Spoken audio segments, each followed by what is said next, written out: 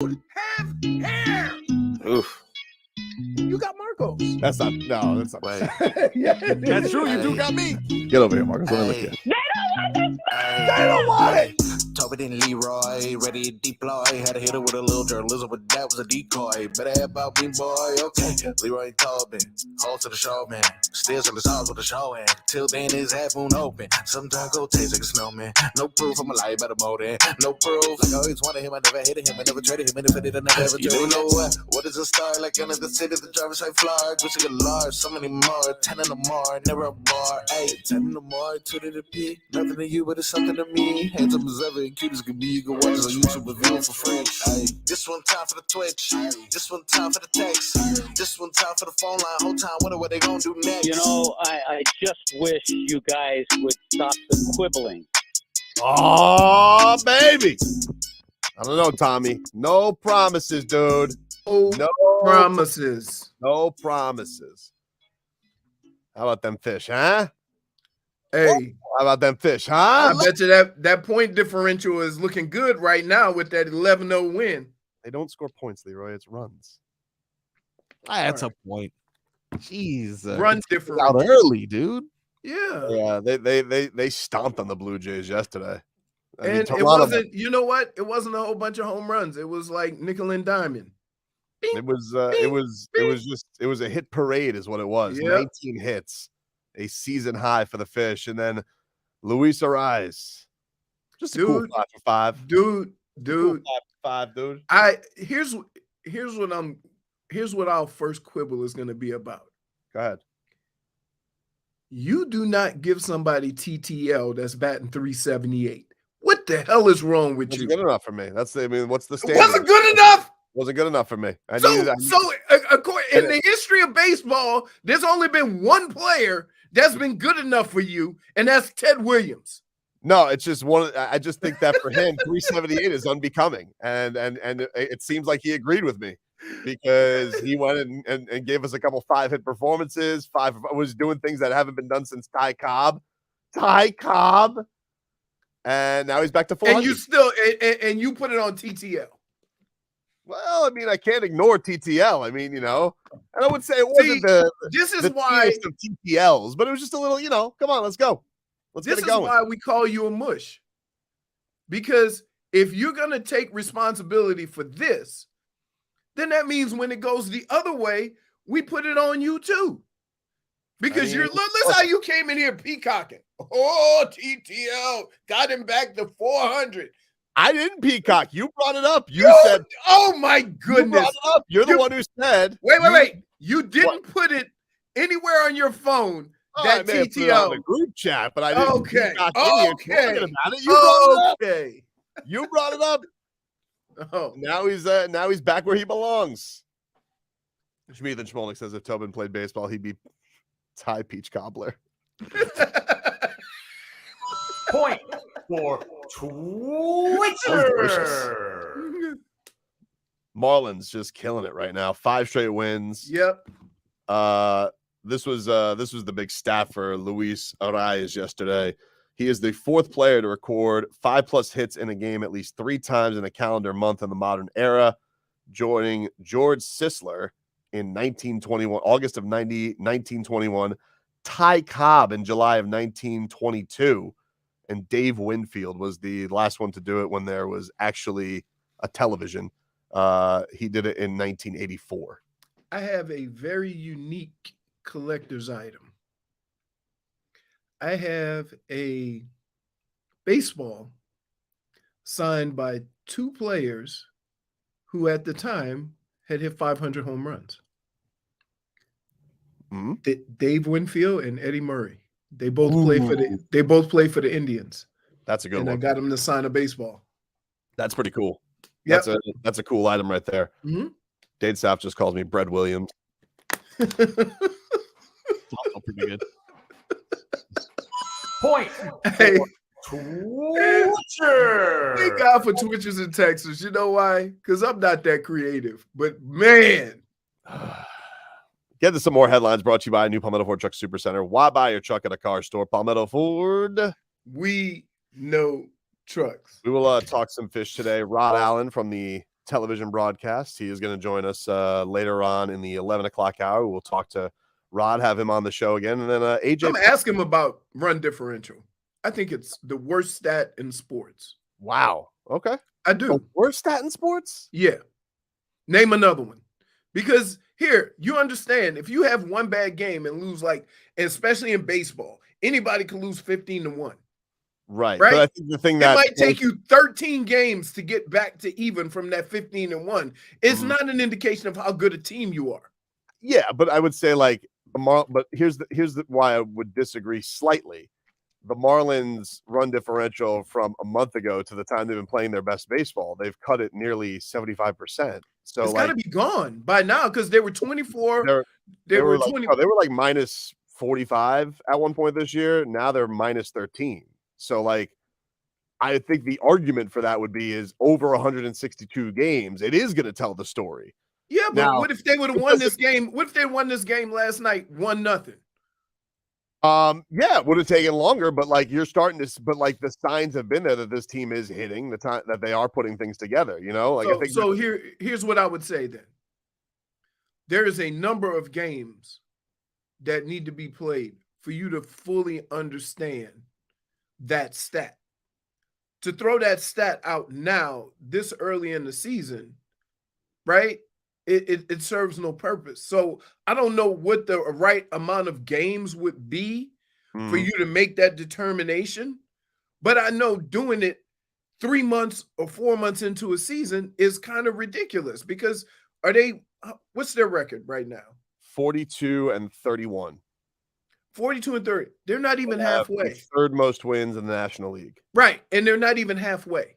So are we saying, based on what we've seen thus far in the year, we're going to look at run differential and say, well, the Marlins haven't been, they've gotten a lot of breaks because their run differential is minus 13. Well, it's I guess a thing of, and I'm not doubting how good the Marlins are because I think there's something to almost a grit that they have. Like no matter what, like yesterday they had a bullpen shutout. Like that was, it was an incredible performance. Like I think that's been the thing that's been impressive about them is no matter what the adversity has been, guys out. Jazz Chisholm, by the way, is going to start a rehab assignment this week, I believe. So how many weeks has that been? I told you this was going to take a minute. You did. But I was honestly, when you first told me, I was expecting worse. So like the fact that he's even going on a rehab. Still, believe it or not, he may be able to play and swing a bat, but it's going to bother him for a while. And watch when the first time you see him play, go look at the foot, the shoe. How they have to improvise and do things to the shoe to give him room. It is painful. So, but I would say, from what they were early on the year, where they were squeaking out everything. Now they're not. Like it's not. Right. There's definitely been an improvement there on everything that they're getting from this team. Like it's been incredible. It's been incredible to see what they do. They have a guy who, just you can't. It seems impossible to get him out. He's just he doesn't like they were talking about. Tommy was talking about. He goes, man, that pitch in Seattle that was giving him issues because Seattle, he had the audacity to have a couple offers. Now he's like driving it for RBI again. Like he's just so good. Right. And then Cubano Gigante yesterday, deep. But you want to know? I'll tell you, who was a sneaky hero yesterday. It was a good team win. Hey, Birdie! Apparently, Birdie was trash talking when he got into the dugout because he had that smash that he took from Vladdy Jr. Great play by Birdie.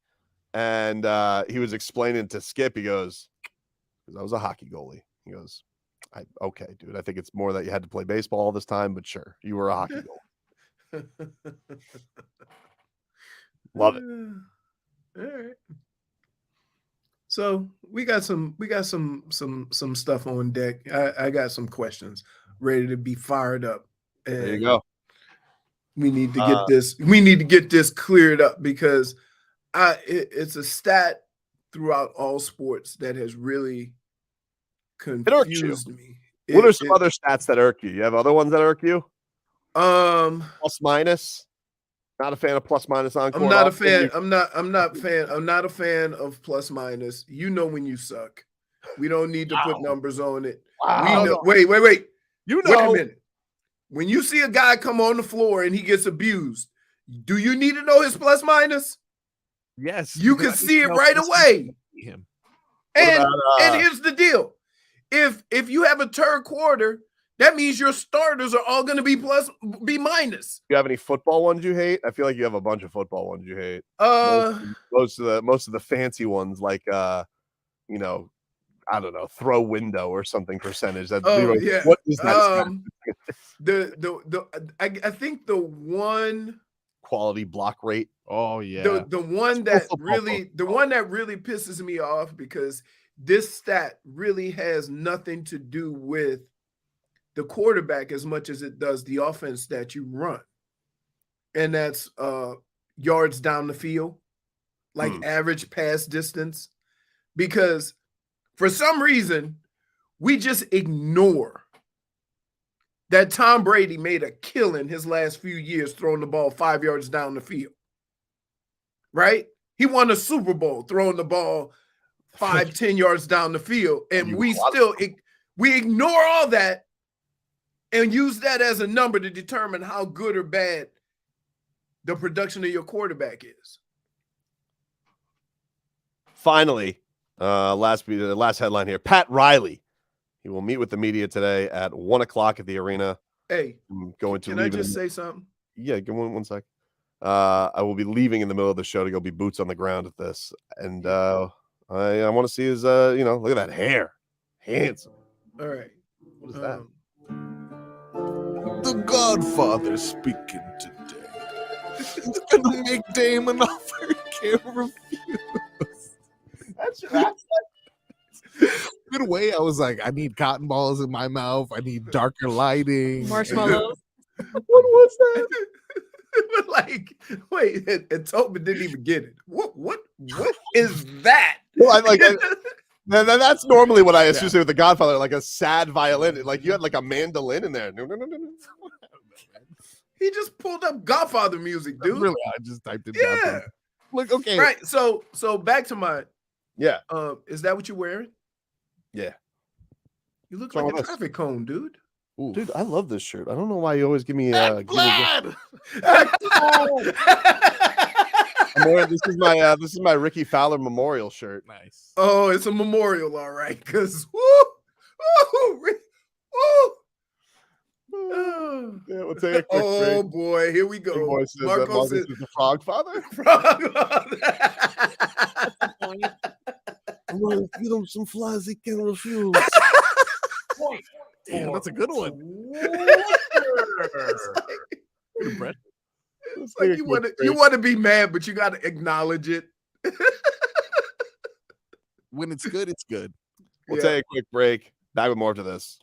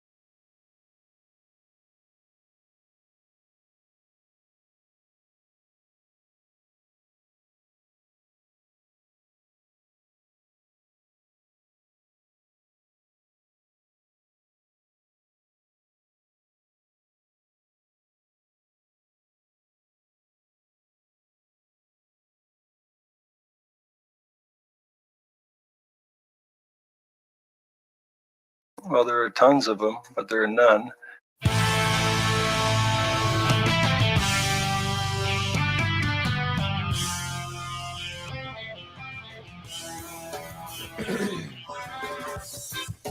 Hey, you guys want to stay connected to our show every day? Give us a follow on the Audacy app for easy access to clips, show reminders, and more. Check out the rewind feature and let's listen to us there on your leisure. I think that's one of those words Leroy hates I pronounce that way. Anyway, download the Audacy app today. Give Tobin and Leroy a follow. Also, go subscribe on YouTube and Twitch, 9560 WQAM. You get to watch all the silly sauce every single day. That's not how you say that word, though. What, you mean leisure? Yeah, that's not even like where. How? What do you mean? How do we even get there? The fact that you're entertaining Leisure. this man's I would nonsense. respect the leisure. Leisure. Leisure. Yeah, it's samesies. We were saying the same thing. All right. I feel like we're doing a werewolf thing. No, okay. See, that one is also crazy. I don't understand. What do you mean? That was completely off base. You sure? Werewolf. Yes. Actually, you know what? That one kind of makes sense. Werewolf. Yeah, that's how it's spelled, right? W-E. Yeah. This leisure thing you were doing before. Yeah, like a, you know, you got like a lei, you know, like a Hawaiian lei that goes in, Oh. you know? How do you spell that? I don't know. I'm gonna find that out. Isn't lay L-E-I? That's what I thought. Right. Oh, hey, you And know that- what? You won me Exactly, over, dude. Yeah, that's a point. Good job. And you know what Leroy. they say? That's a point for Leroy assisting. Right. And then Point for you got I before E except after C, or is sounding as A, That's right. neighbor, and way, Dude, or Way. leisure. right now you're having blatant disregard for the English language. Why would it? No, Hold on, that's hear it. me out. Why, if it Damn. did, if it was leisure, Yep. that's not the rule. It would That's be not I the before rule. E. That's true. Mhm. Pay what? Way. Exactly, Way. dude. Damn, you won me over with this one. Thank you. I'm gonna start saying it differently. What's up, Galen? We're all wrong. Let's hear a little bit from last night. Marlins, they get themselves a big time win over the Blue Jays. They're rolling right now, baby. They Yep. are wrong, Cannot dude. be stopped. Luis Arraez killing it. Killing Speaking it. of those fans, after your fifth hit, they're on their feet, giving you a standing O. They're cheering MVP. What does their support mean to you? My heart was stopped for a little bit. I was so emotional when I got at bat, and then I said, okay, I gotta do something good, and then I got my big hit to the left field line, and then I wanna say thanks to those fans, and then I love you to those fans. Thanks for supporting me. Let's talk about your team. Fifth consecutive win. You guys are now 11 games above 500. How much fun are you having with this group? I mean, this is my family, my team. We play like a team. We just do the little things. We play different. We got really good relievers. We got really good starting. We got everything. And then now everybody trusts this thing, and I trust this thing. And then let's go fish. Damn, dude. Wow. That's Goosey's galore. Wow. Wow. Heard him at the end. Go fish, dude. Let's go fish. Let's go fish, dude. Goosey's And he galore. ain't talking card game. Oh. Oh. Point That's not a point. What? What do you That's mean? a point, dude. That's a point. That was pretty good. Everybody in the world knew what the hell he was talking about. It's true. You ain't had to clarify. Let's go fish. That's right. Got any twos? Go fish, dude. Nope. He had 5 yesterday, dude. had He had 5 yesterday, dude. Let's hear from Skip Schumacher. Arm sleeved, handsome, jacked. This is him on Luis continuing to hit like crazy. Yeah, another 5-hit day. Feels like now every other day he gets 5 hits. Pretty incredible. Jason just told me that it's like tied with like Ty Cobb. Any time you're mentioned with Ty Cobb, I think that's pretty special of like how many 5-hit games in a row or whatever it was. But it's, yeah, and they're hard hits too against good pitchers. Barrio's a good pitcher. So the way he's doing it up the middle when we need it also, it's not just, a blowout game or not a blowout game. It's pretty special. He just the pitching set the tone today, but obviously he's been the catalyst at top of the order. So good, dude. Goosies. And the atmosphere was good there yesterday. It sounded like it was on fire there. We support Got winners. the MVP chant. People out there Goosies. watching the game. Yeah, we gave away tickets to that game. Yep. Was that the game we gave him tickets? Yeah. Indeed, it was. Yeah. That's a good game. 11 Vladdy- runs. And Vladdy Jr. is so pissed at John Birdie because he hit the ball so damn hard. Because they were even talking about, like, Tijo was saying that he has, like, the hardest hit ball average, I guess, in MLB this year. Not hard enough to get past John Birdie. I think that's one of those Snagging stats. it. What is the stat that he has the hardest? Oh, exit velocity, dude. Oh, Everybody okay. knows about the legs. Oh, yeah. Low. Yeah, here we go. Of course. Yeah. EV low. Ooh. That's cool. Yeah, that's cool. good. Hey, you want to hit that ball hard. Yeah. Yep. Got a good EV. Oh, Velo. Yeah. It's good. It is good. Nice. It's really good. Marcos, That's a weird step. you're aiding and abetting a known felon. Stop it. Listen, you don't have to say he's aiding and abetting. Sometimes you can just agree. Yeah. He overdoes it though. Dolphin Kane says, I thought Kim Ang was a bum. I take it back. That's good. Why don't we have patience to let things get going? It would have been nice if we gave Kim Ang 3 years to clean up Jeter's mess. Yeah. He left a big mess. We don't do that. That's what I don't get. A big apathetic mess. Jeets by the end of it, he goes, I know we've been losing 90 games every year, but what's my position here going forward? How about your position is get the hell out of here, Jeter? Look at that. And what has he done since? Subway commercials? No. What did he do? Jeep commercials? Oh, great. Oh, yeah. Really Listen, what he should have been doing, just commercials left and right. There you go. Is anyone surprised he's acting? Is he acting? I don't know. What does he do in those commercials? I don't know. He doesn't talk. Kind of acting. More of a spokesperson anyway. Went to a game with A-Rod, ruined it. Look at that. Derek Who went to a game with A-Rod? Jeter. Well, I don't know if they went together. They were there together. Okay. Hey, we need to have a whole nother conversation if they went to the game together. I don't know how it works with the famous. The famous confuse me because it's like you go around and it's like Mike McDaniel. He ends up sitting next to Jimmy Goldstein with the cowboy hat. And I'm just like, well, Mike McDaniel's famous. Why doesn't the famous have a friend that he goes with? True. Because they ain't giving the famous another ticket.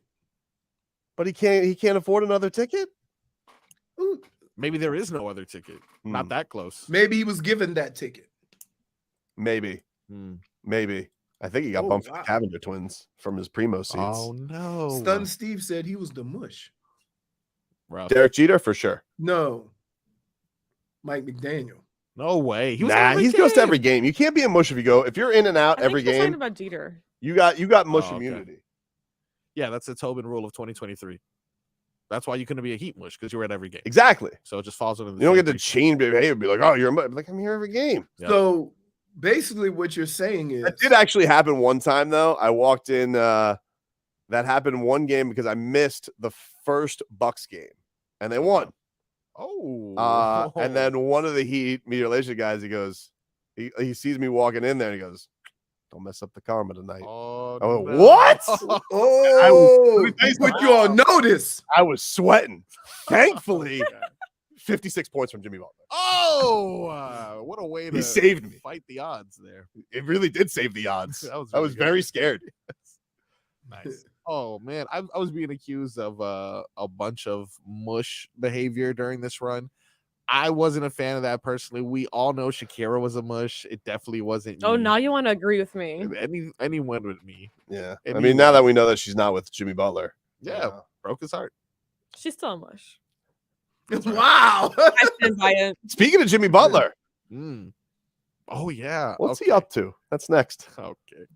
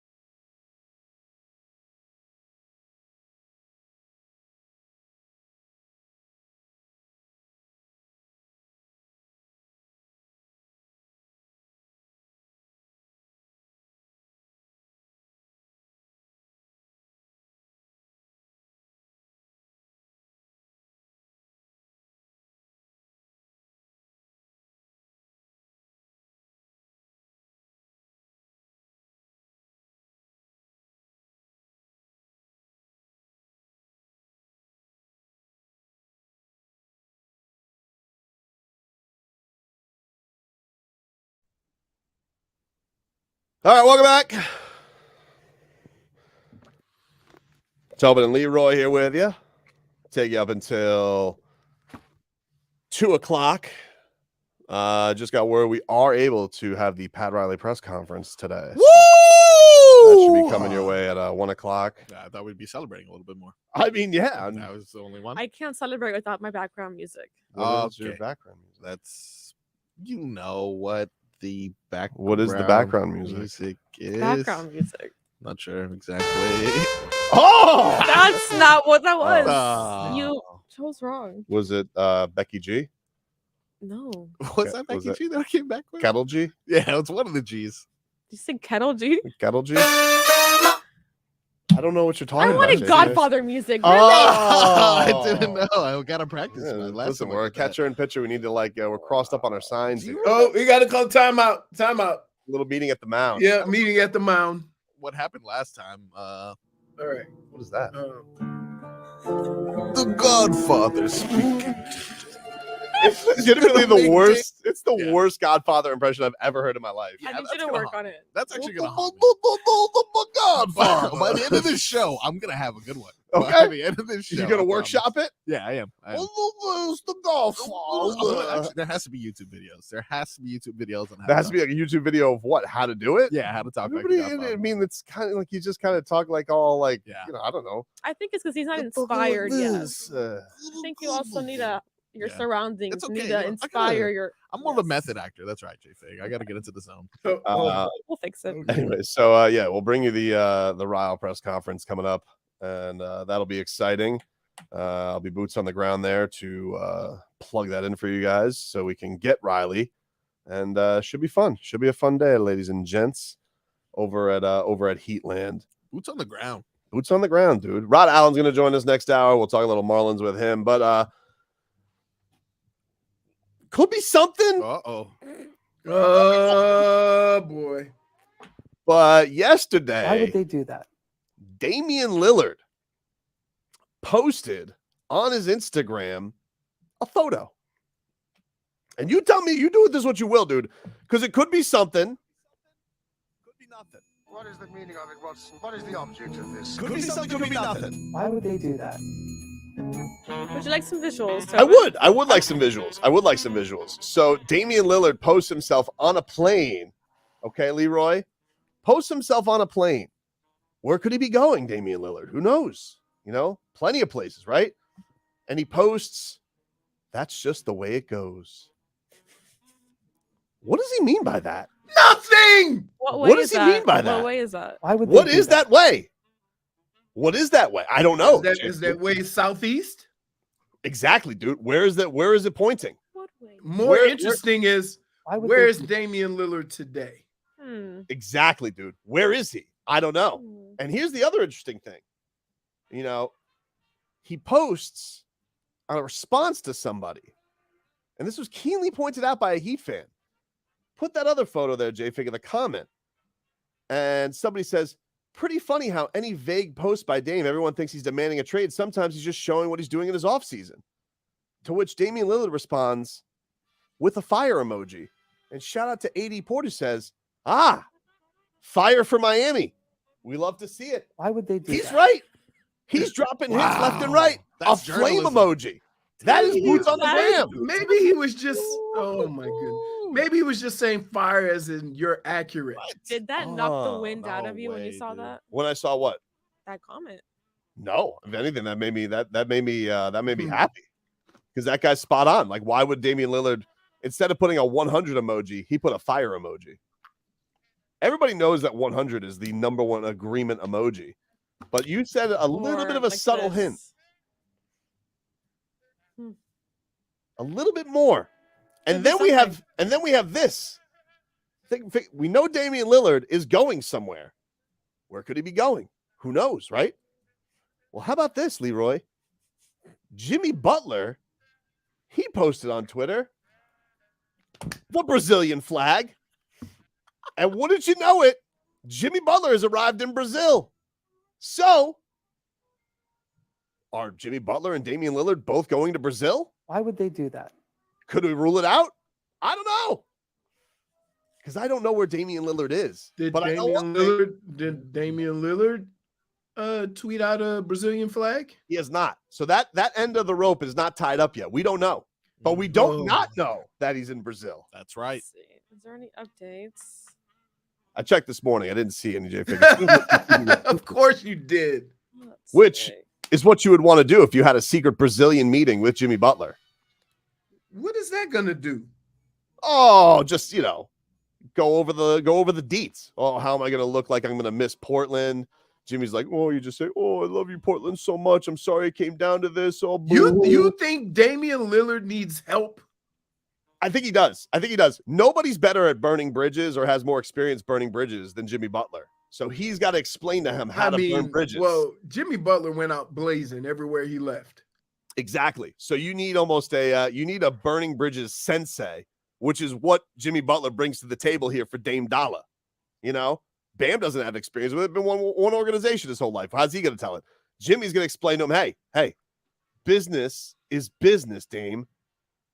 And then he explains to it how to, in the number one step. No updates on Twitter or on Instagram. Ah, see, remains a mystery. You guys got to check Remains Snapchat. a mystery, JFig. And so what I need Jimmy Butler to teach Damian Lillard is how to make a stink. Wow. But he doesn't have to make a stink. Check his LinkedIn. He could literally just go upstairs after they draft somebody with the third pick and go, all right, guys. It is interesting how much that seems to be getting laid out here this week, is that it doesn't feel like the Blazers are trading that pick. And Damian Lillard has made it very clear, don't use that pick. But my question is this, and I'd be curious to I don't know how Pat Riley would answer this, but my question would be, is there any urgency to get this done before the draft because of the difficulties it would mean after the draft? Because you don't have, if you wait after the draft, right, you don't have as many picks as some other teams may have. And if they are rebuilding, right, just imagine them they already have 2 picks in the first round, correct? The Blazers, yes. Right. So if they want to rebuild, having 3 picks in the first round and then maybe another first round pick a couple of years from now kind of does it the whole thing with the young talent and developing young talent or what have you. Stun Steve says we need those people who tracked Peyton Manning's private jet when he came down here. Yeah, when he was scared off by the news people when he got down here. Too much hubbub. Right, but I'd be curious to know if they're trying to do something when they have the most to offer before the draft. Because after the draft, they don't really have as much as maybe some other teams as far as young talent and picks. Right. I mean, you could give them 18 and it's their pick. It always feels like it's got a little bit more cachet to it than it does when you make the player pick, right? Right. Because you essentially could draft a good player and then he could get flipped there. But every front office kind of wants their control of their own thing, right? Right. But that's what I'm saying. So when you have the resources that the Heat have, knowing that you have a first round pick, right? Do you try to get this done before the draft, or do you just wait it out? Because then you allow more teams to have the ability to put something on the table for. Well, that's the big thing everybody's looking out here for. If this actually does become a thing with Damian Lillard, what competition will the Heat have, and what do the Blazers feel like an obligation is to a guy who has been the face of their organization? Would they do right by him if he says, I want to go to Miami, which he has said? Would they just do right by him and then get the best package from Miami, or are they just going to do right by them? Because I think he's earned with the patience that he's had with that organization. I think that they would do him a solid.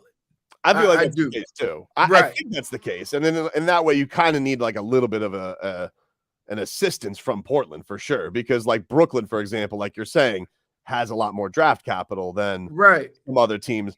But it's just like I don't I I know don't see Damon in I understand that he likes Mikal Bridges. I don't understand that being like, if you're going to leave a franchise that you have grinded this all out for, you kind of want to go for as sure a thing as possible. I feel like I'd want to go to a team that has been to the Eastern Conference Finals 3 times in the last 4 years, been to 2 NBA Finals, as opposed to Brooklyn, who's like, they're cute. They're not a bad team. Like, I think they got some interesting pieces, but does Damian Lillard take them over the top? I don't know. I mean, my great bias in me says no. I mean, like, they've been they seem like in the first round with this roster that they have, even with Damian Lillard. Does it guarantee them getting the Eastern Conference Finals? I don't think so. Right. And so that, that is, but Dame seems to me that he would want to play with friends and the other stuff would come with him there, right? Like, he just seems like the guy that he would say, all right, if Portland went to him and say, we got Miami, we got Brooklyn. We can get more from Brooklyn. Are you cool with going to Brooklyn? He might say yes because he want to play with his boy and he realizes that they could get a bigger haul. I don't know that, right? Because I do know if he's going to leave for the uncertainty of Brooklyn, he might as well stay in Portland. That's what I'm saying. But you are right in that, like, he also has made it clear he doesn't want to play with a bunch of kids. Like, right. He was like, Shaedon Sharpe turned out to be a very mature 19-year-old. I know that's not probably going to happen twice. Right. Yeah. And that sounds like LeBron, to be honest with you. Because guess what? If he had kept all that youth, they'd probably have 2 championships by now. Maybe.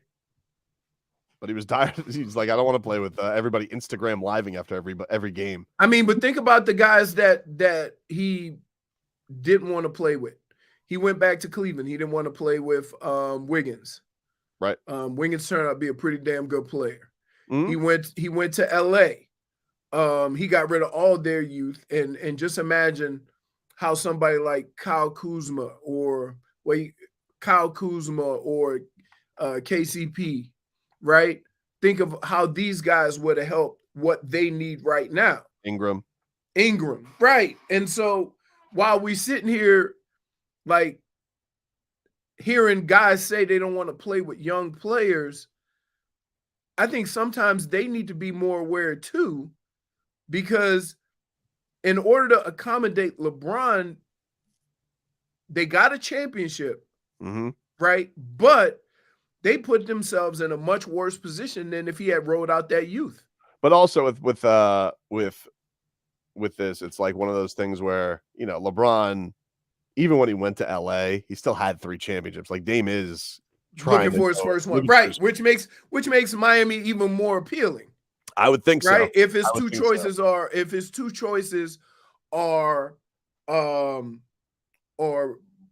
Brooklyn and Miami, who's to say somebody else isn't going to come out of the woodworks and he goes, all right, good deal, right? And that's why I wonder if Pat feels that he has to move on it now while the heat is still on everybody's mind as a priority.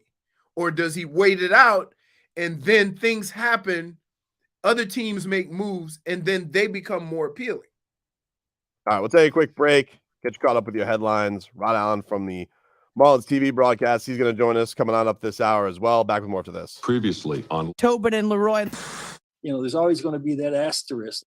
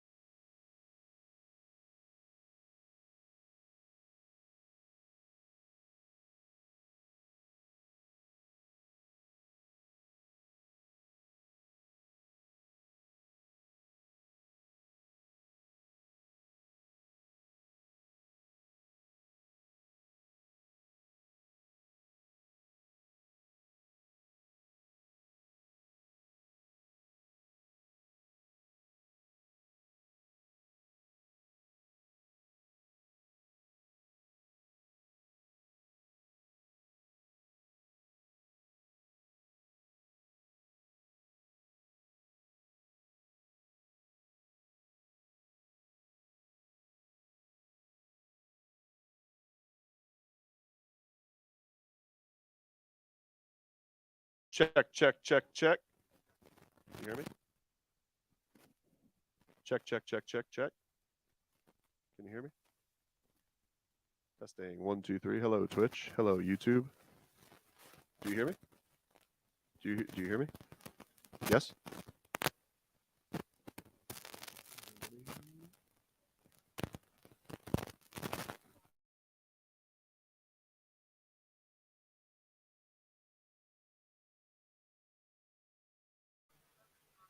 One more test for you idiots. Is this going through? Check. 1, 2, 3, 4. Is that too hot? Check 1, 2. How's that level? Check 1, 2, 3, 4. Louder. Check. 1, 2, 3, 4. Better? Which one sounded the best? Also, I'm listening to.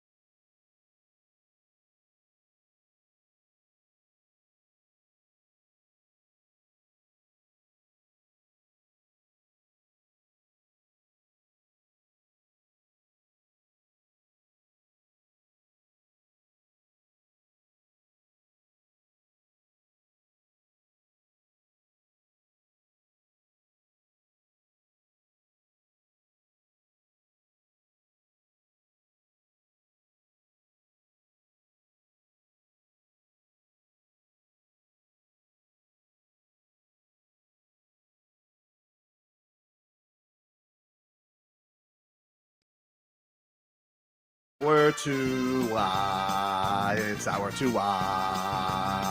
it's hour to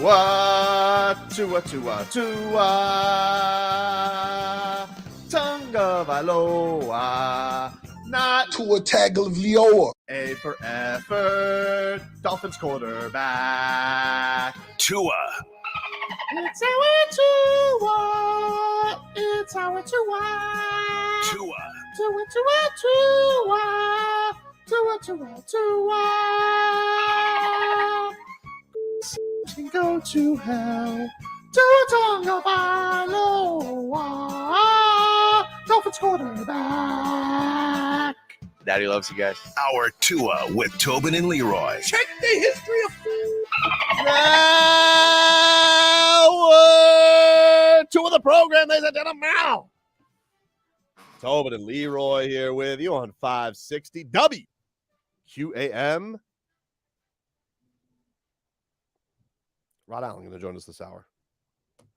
This is some headlines brought to you by the new Palmetto Ford Truck Supercenter. Why buy your truck at a car store? Palmetto Ford. We know trucks. Marlins, they win yesterday 11-0. Luis Arraez was 5 for 5. He's back to hitting 400. Oosies. Little TTL, huh? A little TTL, dude. No way. You really taking responsibility for that? Somebody batting 378.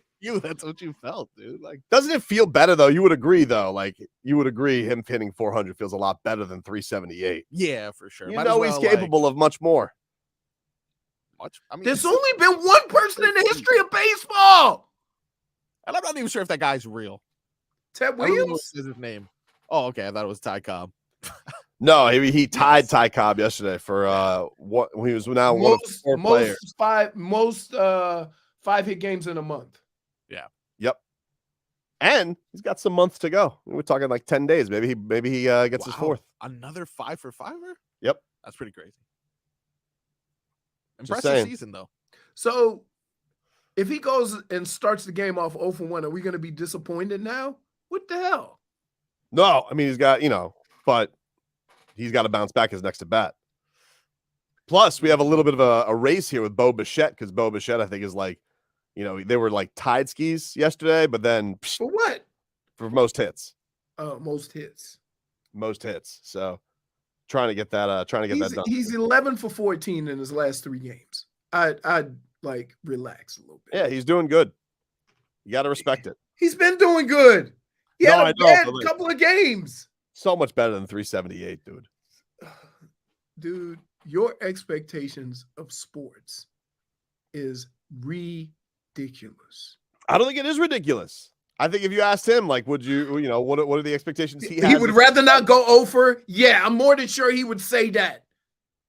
By the way, I know you always go Ted Williams modern era 400, but there's been some others. You forgot about Tip O'Neill back in 1887 for St. Louis. What? Most recent, you jackass. What's his name? That was in AA. That doesn't count. Oh my goodness. They had AA back then? Was it? By the way, is that 140 years ago? What about you, Duffy? By the way, what year was that? I batted 480 in high school. Did you really? Wow. I feel like you told me that. 480. Remember when we had Mel Kiper on the show? Like Mel Kiper, he knew his baseball history. Wow. Like, wow, that's very impressive. Yeah. How much baseball did you play? Was it just like an off-season kind of thing, or were you like? No, I was gonna play baseball in college. You got Rogers Hornsby back in 1924. His card is worth a boatload. That's rough, man. Ted Williams is the number, dude. Stop. 120 years ago. Right. That and guess what he's doing? This guy's getting close to that number, and he gives him TTL. Like, you don't think that's a little bit much? Why wasn't he just Roger Hornsby? Why was he a pluralized Roger? Rogers was Rogers Hornsby. Well, can't trust that guy. 2 last names. I told you about that. He'd hit 400, then go to the saloon. What about 2 first names? Are you okay with that? Also can't trust that. No way, dude. I don't know, dude. I don't know. Bob Charles. Bob Charles? No way. Can't trust that guy. What about Oyster Burns back in 1887? Wait, who? It's Oyster Burns. Wait, dude, all these guys are 400. The only oysters I like is Oyster Rockefeller. God, man. Let's see. Pitching underhand over there. Oyster Burns.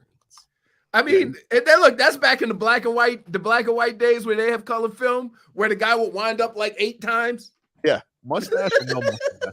Oyster Burns looks like he's not even hitting with a bat. Like he looks like looks like he just broke a stick off of a tree, and they're like, "Go out there, Oyster! Come on, hit him with a 8." This is wait. This is a stick. Hold on. What is that? There's no handle on the thing. It's just a cylinder. What are you asking, Leroy? I mean, how far back is this? There's actual picture. Yeah, there is an actual picture. He's got that mustache. You know, how would you imagine Oyster Burns' mustache looking? Very curly, of course. Yeah. He looks exactly what you think an Oyster Burns looks like. It's just so strange.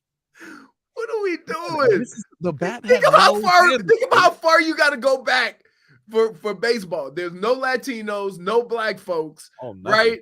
And you sitting here TTL and a guy batting something that's only happened I once. just think it'd be awesome if Luis Arraez ended up on this baseball almanac list. Yeah. Right next to Oyster Burns. Yeah, all of a sudden the names change as you get a little bit more modern, huh? No more oysters in there. I mean, there's not very much modern on this list. As he said, like Ted Williams, the last guy to do it, it was 1941. I know, but you see, we go from an oyster to Ted. We're getting a little bit more normal. We're getting a little bit more normal there. And now we're going Luis. Yep. It's changing. Go fish. Oh, and guess what? So's baseball. Go figure. Yep. How many Latinos did Ted Williams play against? I'm going to go out on the limb and say none. None? Dang. No black people. What year was Ted Williams? 41. Wow. This is an impressive feat, dude. It is an impressive Which is amazing that yesterday we celebrated Juneteenth. Yet it wasn't until the 60s where black people could use the same bathroom as white folks. Yeah, yesterday was it's officially like a national holiday. Yes. Yeah. Like we're at the end of slavery. Kinda. I'm gonna give a caveat. That's a caveat. Solid. Y'all didn't stop treating black people bad though. That is still awaiting that holiday. Yeah, we wait for that holiday. Still working on it. The equality holiday. Still working on it. Still working on it. All these years. Let's give them Juneteenth. Maybe they'll forget the way we treat them. Oh man. Old Oyster would be rolling in his grave right now. But luckily for him, his 400 mark is gonna remain in the record books for I don't know how. Why would you even keep stats from 1800s? Like, so we think. Wait, what we're basically saying is we should have that like the Stanley Cup after a number of years. Well, like dude, the game has changed. I think they do a thing like the modern era, but I'm pretty sure they do modern era. I think baseball's modern era starts at like 1900. I don't think it's like they probably should be, like the NBA. They always do the merger, like that's the big date, right? Oh, since the merger. Same thing with the NFL. With the NFL. Yep. Yeah. The AFL and the NFL. But I feel like there's different eras. Like there's Magic Bird era. Oyster Burns was not about mergers. Oh no, he was no. He was about murders, possibly. I don't know what else he was doing at that time. Oh man. What do you think he did on the offseason? I don't know. You think he's got a Wikipedia? Like a lot of them did like construction and work. Like baseball was like a side job. Thomas P. Oyster Burns. Nice. That is what my thing about the pictures of him holding the bat. You got to think that he was he shucked oysters in the off season. Wouldn't one think that was his off season job? For sure. If he did it, he missed the marketing opportunity. He probably made more money shucking oysters than anything else. Probably. Yep. Rough. Not much about his life. I mean, keep in mind that was also keep in mind that was also during the war. Burns was nicknamed a lot of people Oyster. wasn't even playing baseball. True. Burns was nicknamed Oyster because he sold shellfish in the offseason, according to Wikipedia, and was described as, quote, a loudmouth and having an irritating voice and personality. Wow. The Draymond Green of that time. An oyster's a real irritant. Jeez, dude. Wait, what does everybody say? You know what? These oysters are really annoying.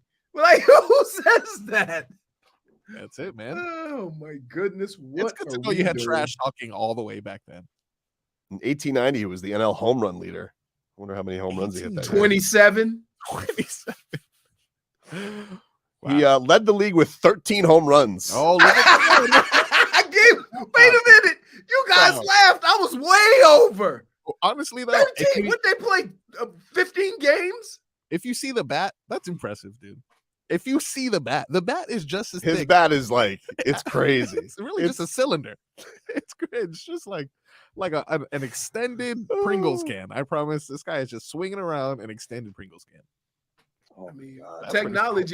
technology helped that. You go, hey, you know what? This baseball's big. Why don't we make the barrel a little bit bigger? They say Babe Ruth's better than Otani. What? When did Babe Ruth start? I feel like that has to be an error within itself. They say Otani has 24 right now. We'll take a quick break. Back with more after this. NBA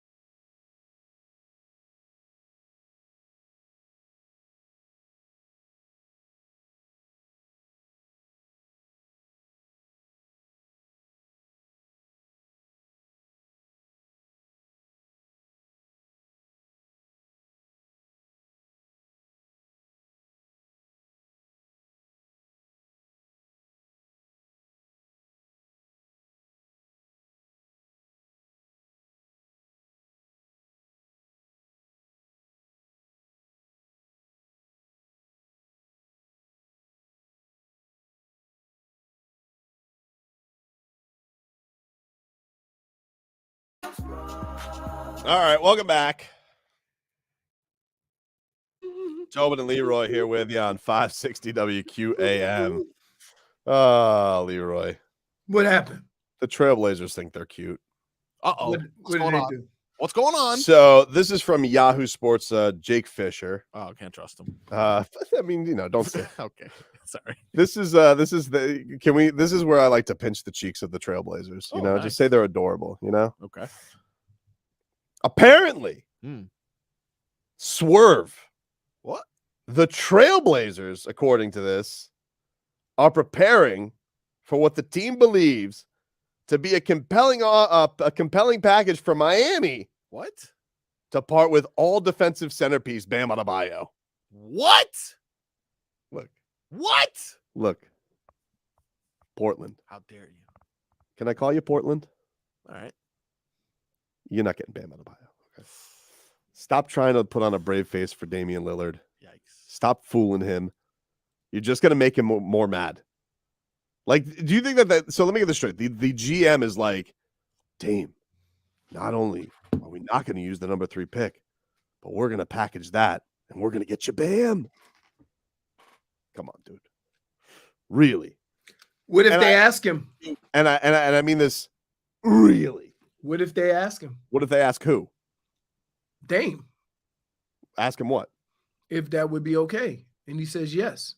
And then what happens when the Heat say, you don't know that. I know that. You're making an assumption. I just want to be clear. Leroy. Yeah. In your world, you think. No, I do. The Miami Heat. I don't think. I'm basically taking the information that you gave me and putting all the different sides out there. So saying that you're just making the assumption that the Heat wouldn't do that. You don't know that. I know that. Okay. Then there you have it. Come on. I'm just saying, I'm not. Are you sure about that? You think the Miami Heat are going to trade for the number 3 pick for Bam Adebayo? They're going to ship off Bam Adebayo for the number 3 pick. How do you think that's going to go over with Jimmy Butler? I would say not great. Not great. Hey, Leroy, stop this. But I'm not. Again, I'm not saying it's going to happen. Hey, I'm just saying you make a lot of assumptions. Who's that? Incoming call. Oh, okay. I don't think this says. Is that Portland? I think this is Portland, if I'm not mistaken. Hey, Pat Riley here. Listen here. We got a 3rd pick for your Bam Adebayo. Why do you sound like that, Portland GM? Why are you talking like Bill Cosby? I'm nervous talking to the Godfather. Whoa!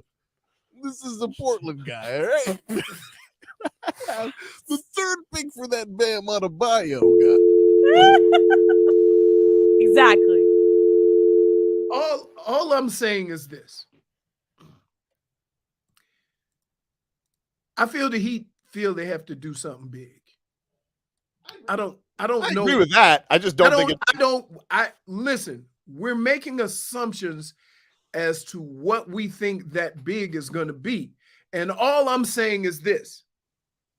I'm not just going to dismiss anything because as we all know, there have been times in the past where Pat Riley has got rid of some pieces that you thought they would never get rid of. Just ask Zaslow about Glenn Rice.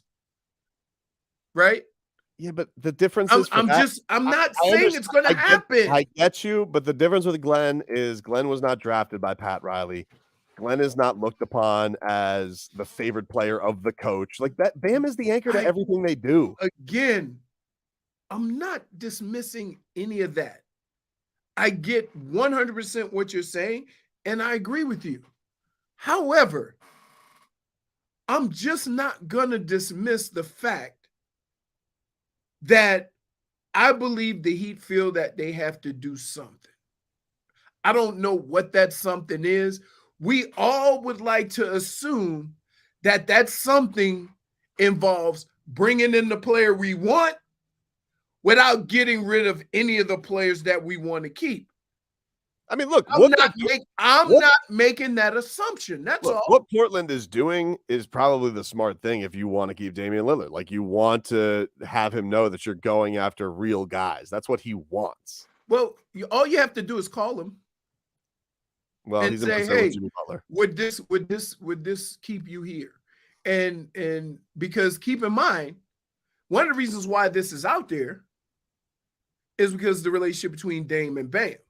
We all just made the assumption that Damian Lillard would come to Miami. Yeah, the proper assumption, you mean. We never assumed the other way.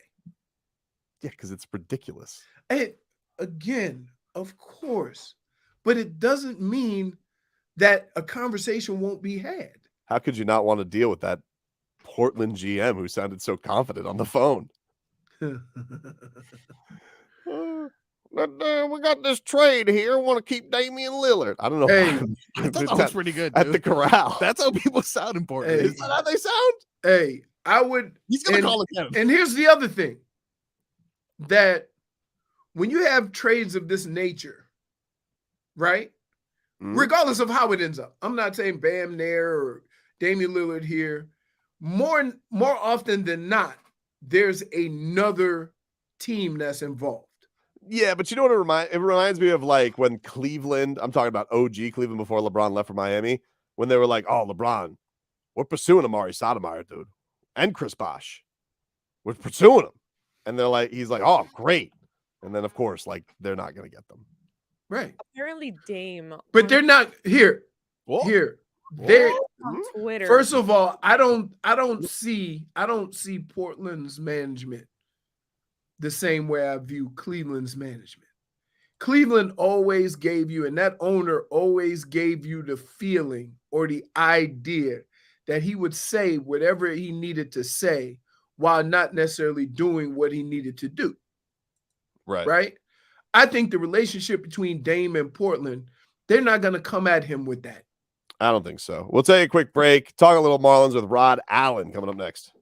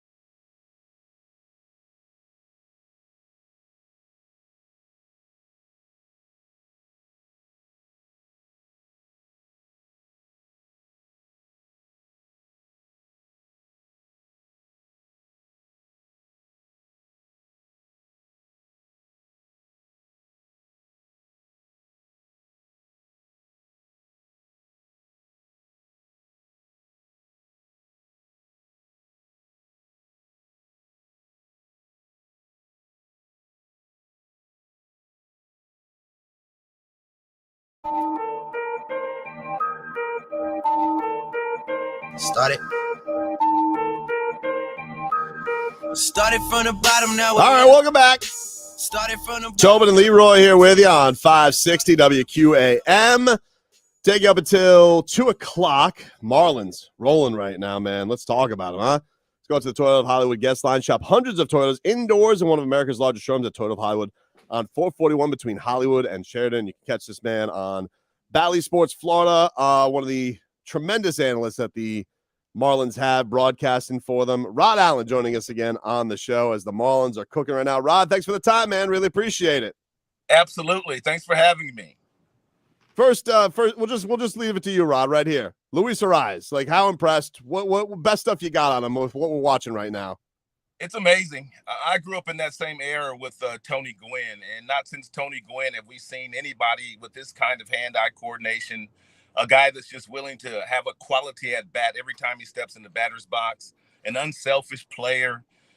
His bat-to-ball skills are extraordinary. What he's been able to do, 3 5-hit games in one calendar month. Some guys go their whole careers without a 5-hit game. So he's awfully special, and Kim Ang deserves a lot of credit for pulling the trigger and getting him from Minnesota, because, Minnesota did not want to give him up, and we gave up a pretty good player too in Pablo Lopez. But what a wonderful human being, and he's a better person than he is player, if that makes any sense to you at all. Rod, is he – I mean, the last guy I heard, you say Tony Gwynn. I remember Tony Gwynn, but Ichiro was very similar in his bat ball skills, correct?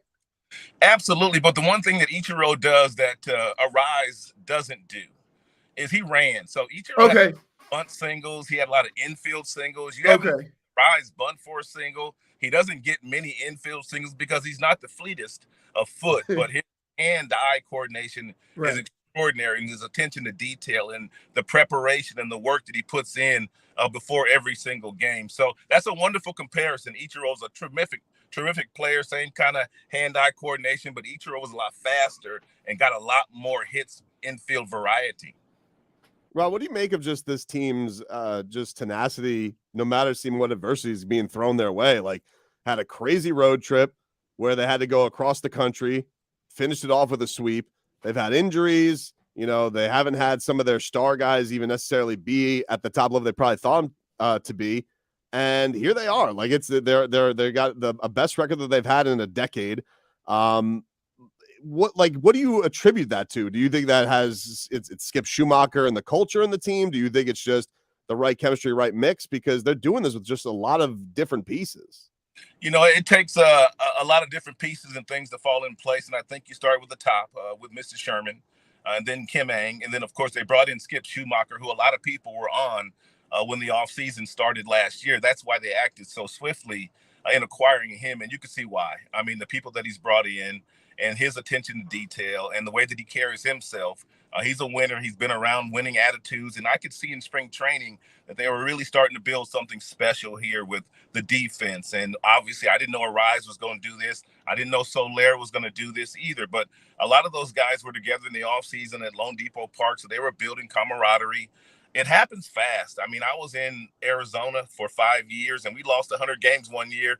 2 years later, we were in the World Series and winning the World Series. Same thing when I was in Detroit. 1 year, we lost 119 games. 2 years later, we're in the World Series with Jim Leland. So when it happens quick, and I can see that kind of happening here in Miami. And really, we haven't clicked on all cylinders. I mean, as you mentioned, we haven't had some of our players. I mean, Sandy hasn't been Sandy.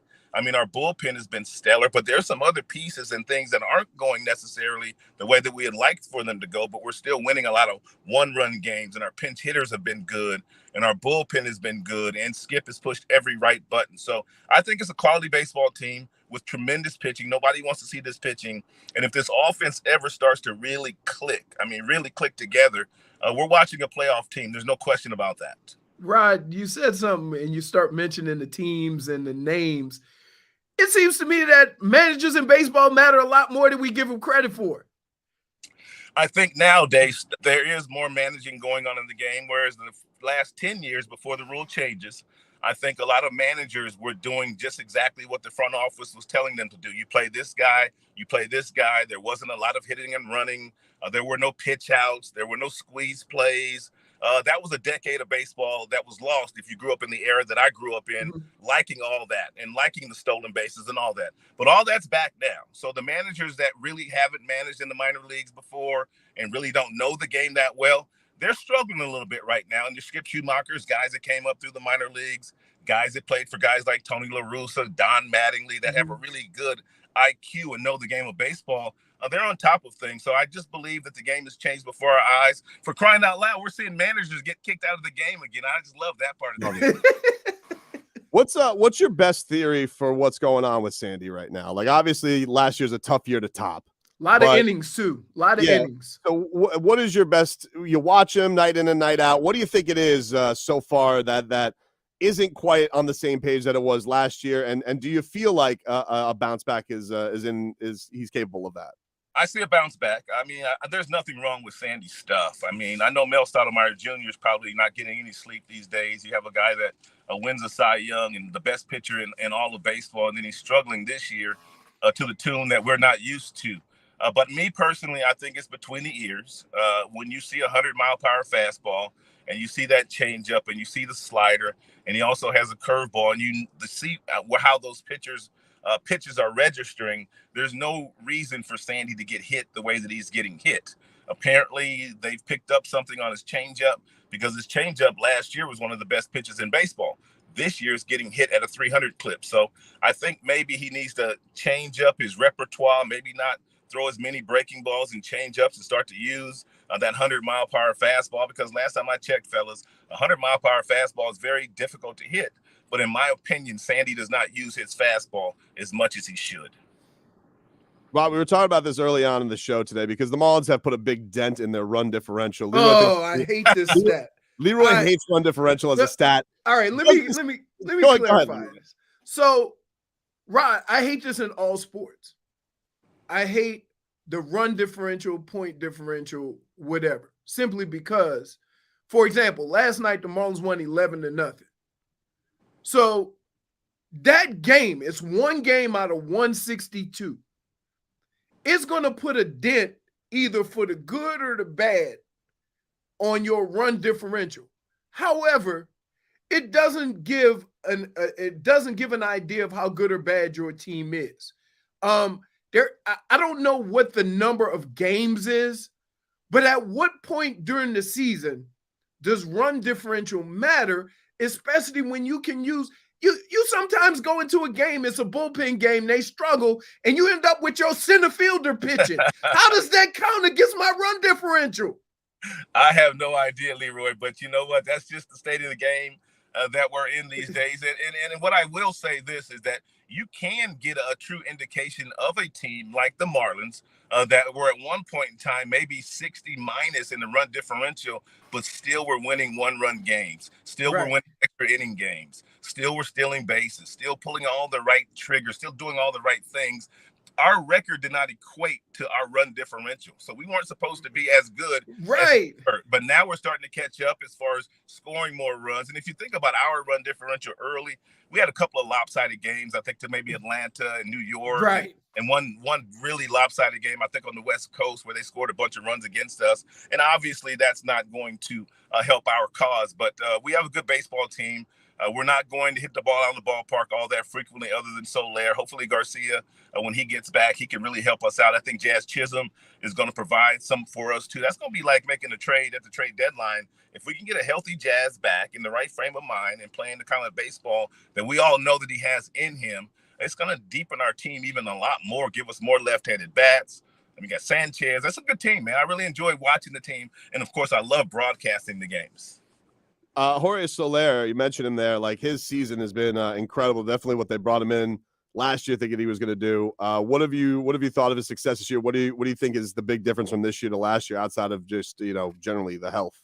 Well, he's healthy. And I think a lot of times when guys come home, and of course he's from the Miami area, just like Garcia is, and you're playing in front of a lot of family and friends and buddies and different things like that, and you tend to put a little bit more pressure on yourself. And I think the year just kind of started to snowball on him last year before he did come down with that back injury, but he just did not look all that good. You see the Soler now, the way that he takes those breaking pitches and all the base on balls that he's getting, and every time they throw him a strike, he's got bad intentions on that baseball. So he's incredible right now, and I love his balance in the batter's box. If you watch the game, you watch his balance. He's very seldom off balance, and when you have that kind of strength and hand-eye coordination and power, you can do a lot of damage. And he's just in a really good place right now. Not to mention the hitting coaches have done a lot of really good things with him. There's 3 hitting coaches, and they spend a lot of time with Soler in spring training. And obviously he's listening to everything that they're saying. Is there anything, Rod, that you see of this team that maybe people are underappreciating for why they're as good as they are? Like, what is is there an X factor that you see on them every single night? I think maybe the defense, man. I mean, our defense, coming into the season, people thought Arraez was not going to be a good second baseman. He just made his first 2 errors the other day, and they all happened in one game. Mm-hmm. Joey Wendell really starting to settle in at that shortstop position and starting to perform the way that he's capable of performing. Our catchers, they're not really banging the baseball all that much, but they're good behind that dish. So I like our defense. And that young kid, Jonathan Davis, man, he's a true center fielder, and he's just solidified the defense. And if you look at our record since he's shown up, and he's not the star on the team, but he has really solidified the defense. So up the middle, we have a really good defense, and I think that's always a nice barometer of having a really good team and a really successful season if you're strong up the middle.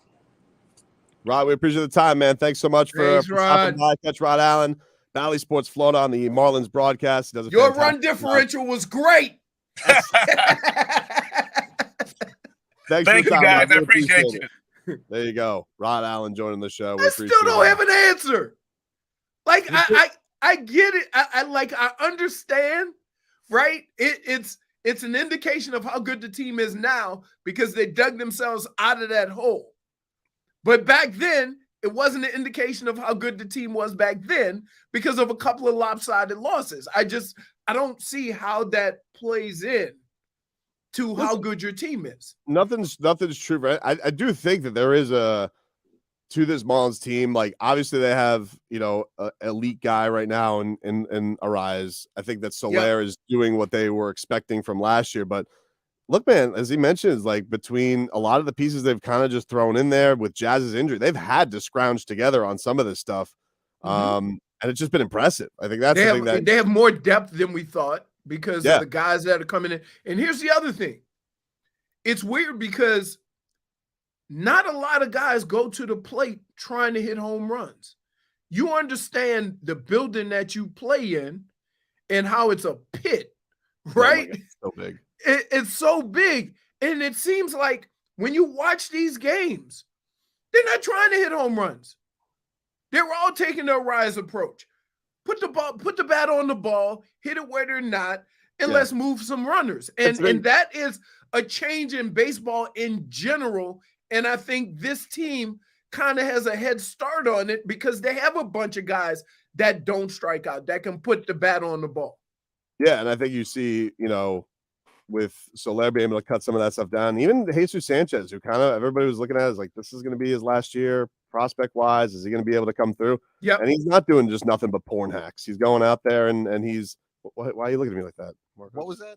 Porn hacks. Like, he's not just going out into the box and just taking big old cuts, Okay. Why? Okay, you know what? Okay. It's a baseball term. Yeah, of course. Yep. Right there with piss whistle. Dude, can I just say – These are baseball terms.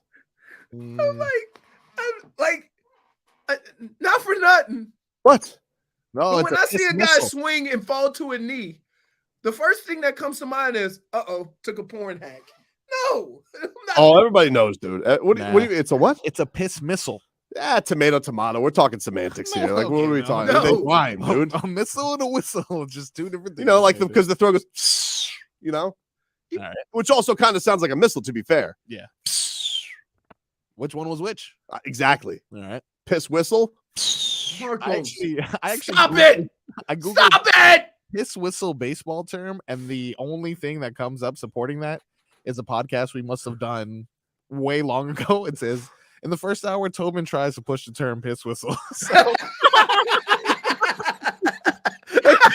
on Google? You're the only one, dude. I don't like that. Is this AI? I don't like how all this stuff is coming together. See how you look. You see what you put us through? You see what you put us through, Tobin? Yeah, what is this? Making up words and phrases and stuff like that. You sure that's not a real term? I don't know, man. You're the only one who supported this term, apparently. You were your own source. I think there's some sort of, I don't know, man. That doesn't seem like it's a term. He's looking it up now. He's convinced. He's confirming it. Yeah, has to confirm. Schmieden Schmolnick says that Leroy's bum differential is plus 1,000. Wow. Never heard of that term before. Oh, that's differential. Couldn't put that on Tobin, huh? Had to put it on me. Well, it is Schmieden. You never know. You never know. And nobody, dude. You never know where he's gonna bite. I saw someone like international must have checked into our stream yesterday. Like they're like, "Oh, we're all the way from Germany." Immediately, Schmieden said, "Germany can go to hell." Come on, Schmieden. Yeah. Schmieden, you gotta. You're killing the guests. Wouldn't it be great if Schmieden's profession was tour guide? Like he's like Schmieden is just like welcoming people. He's got us on in the golf cart all day, and he's just like, here you go. Got this place again.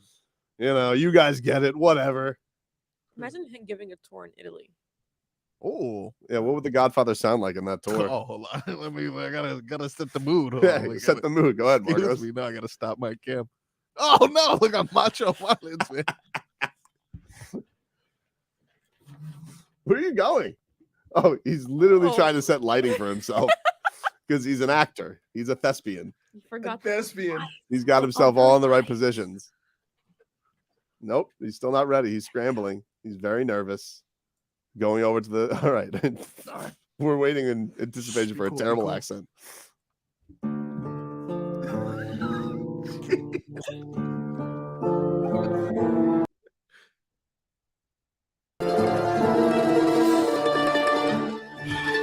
I'm gonna make your life for you. That's better, dude. That's better. You were not What's gonna make your life for you? You gotta turn the music down a little because it's just like you just sound like you ate peanut butter. I was trying to kind of cover I how bad I was understand. doing. I'm gonna make you listen, Portland. Portland, look at me, Portland. Yeah, I'm looking at you, buddy. I got you right there, man. What you think? Trade me that there, Bam Adebayo, huh? I'll tell you what, you come here on my mother's birthday. not at my sister's wedding. You gotta switch it up. Is that your daughter's wedding? I don't know what's going on. You come here on my mother's birthday, and you offer me a stupid little pic. You could take that pic, and I'll put it with a horse's head in your bed. Oh my God! This is the Godfather. This Godfather. All right, that was better. It was better. That got better. It was better. You found you're starting to find your web feet. You know. Okay. Oh, I'm the Godfather. No, you're the Frog What Father. the hell is wrong with you guys? What? That was pretty good. It was pretty good. It was pretty good. It didn't get that much dark in here. I was hoping for a more dark ambiance. I mean, you do have, hey, Marcos, windows. You do have the sun right to your left. Someone do something about that. Fix it. Get out of here, son. Wait, the fact that there is sun is a pleasant surprise because I don't know what the hell happened yesterday. Oh my God, so scary. Yesterday was the worst. worst. Speaking of weather, Demesman and Dover Law Firm, your accidentattorneys.com. Free consultations 24/7. Call up at 866-954-MORE. Okay, as the pool guy goes by. No pool guy. We need to get on that. Get on that. Dude. We got a little haze, so I would say that's just slight cloudiness. Yep. Really high clouds. What are those really high clouds called? Don't look like rain clouds. It's a little breezy, 15 miles an hour.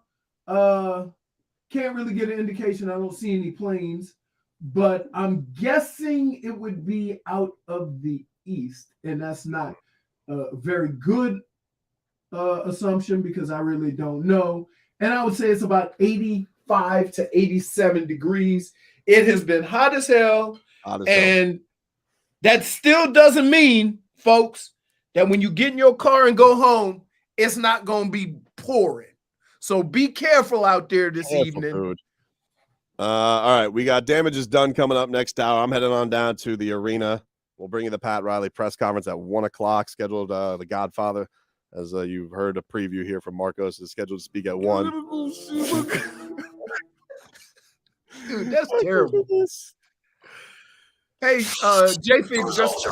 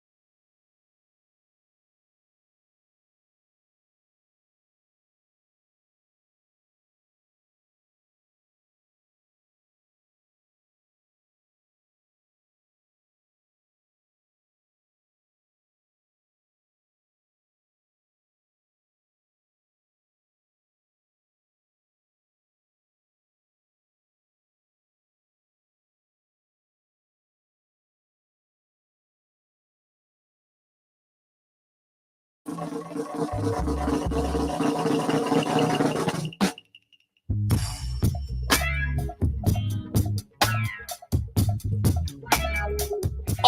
right. Welcome on into the 12 o'clock hour of the Tobin and Leroy show. What do we got? Tobin is rats off a ship. How dare he? You can't be rats off a ship and boots on the ground in the same sense. That's true. And that's tomorrow. Okay, I apologize. Either way, he is no longer going to be with us as he is boots on the ground. That's really bad phrasing. He is no longer. He has moved on to a better place, the Kaseya Center. That is where he is going to catch. We have an exclusive. You can't find it anywhere else. A live audio feed of Pat Riley's end of the year press conference right here on WQAM. Look at us. So we will not be able to. Hey, why you dressed like a canary, JFig? You usually wear really dark colors. Yeah. Why would I dress like a canary? She's got some good pastel coloring now. Yellow. And pants. Yellow. So when this year started, I decided to bring color into my life. Yeah. Yes. You go, girl. I know. Go. It's been really hard trying to replace everything. In the closet. Because you pick up the black shirt right away and you go. Yes, actually, in my hand, I had one that was black. There's actually one in my book bag that's black. Oh, just in case the yellow one didn't work out. Yeah, that's fair. Really? Who packs a backup shirt? Me. As a parent, wait, listen. I dirty anything that's light. Listen. That's fair. You gotta be strong, right? Huh. You make these changes, you stick with them. Okay, but don't be bringing backup plan options. But you maybe don't it's know me. I've spilled coffee all the every time. I do that all the time. Here, yeah. Try to get the coffee in your mouth next time. Sip. It's hard. Sip. What are you doing? Things happen. It's rough. It's rough. Especially in the car. Oh, well, there we go. Listen, I can tell you unequivocally, I have never gotten out of the car with barbecue sauce on my clothes. Never? Never. You know why? Yeah. You know why? Why? Because I can't go into the house with evidence that some of the items have been eaten. That's fair. If we know what goes on in your car, Leroy, I'm pretty sure your family knows. No, they do not. I feel like it's got better. Because here, keep in mind, a lot of the places where you go get fries, they pull the old Five Guys and fill up the bag. Extra bag. You can just fries. Go at it. If I go to Chick-fil-A, right?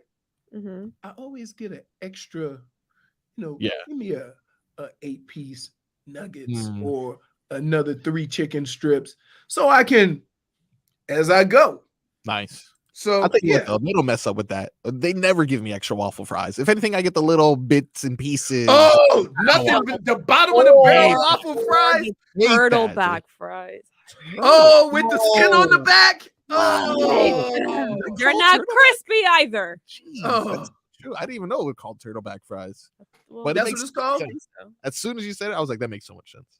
Right. Speaking of turtleback, I now have the Ninja Turtles in my house. Yes. You have them all already? You got more? No, they're getting here soon. Nice. Did you buy the bandanas? No. Someone has to do the little bread. The turtles are this big. Yes, perfect.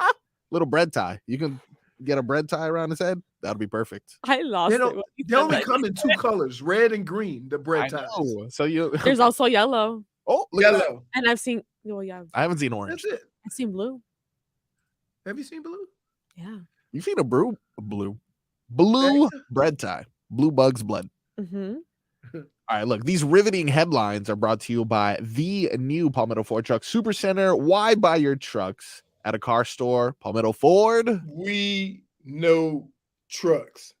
I'm telling you, all day. I was really excited. I saw a Ford Lightning.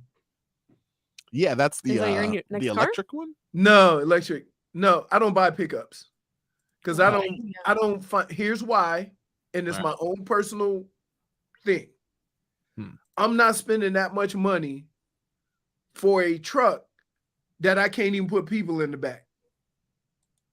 If I'm gonna get a truck that big, it's gonna be a Tahoe or a Yukon or something along those lines, or the Expedition, whatever it is. Right? You always need a truck at home. No, I don't. For what? For what? Always. For what? Damian, I just put a whole pallet of water in my truck. Yeah, you got a big vehicle though. Yeah. So that's good enough. But you know what? When I don't want to travel with stuff, I can put people back there. Right? This ain't old school. Like when I played Little League baseball, my baseball coach had one of those, one of the pickup trucks, and all the kids would get in the back and hold on for dear life. You can't do that no more. It's illegal. Fun though. Look, hey, now all we see is the maintenance trucks or the lawn guys. If you look in the back of that flatbed, the big old truck, people. So I'm on 95. It was crazy. Yep, people just hanging on for dear life. We've been talking about it all day. The Marlins defeated the Blue Jays in impressive fashion, 11-0 for their 5th straight win. And it wasn't even like home runs. It was like single, double, single.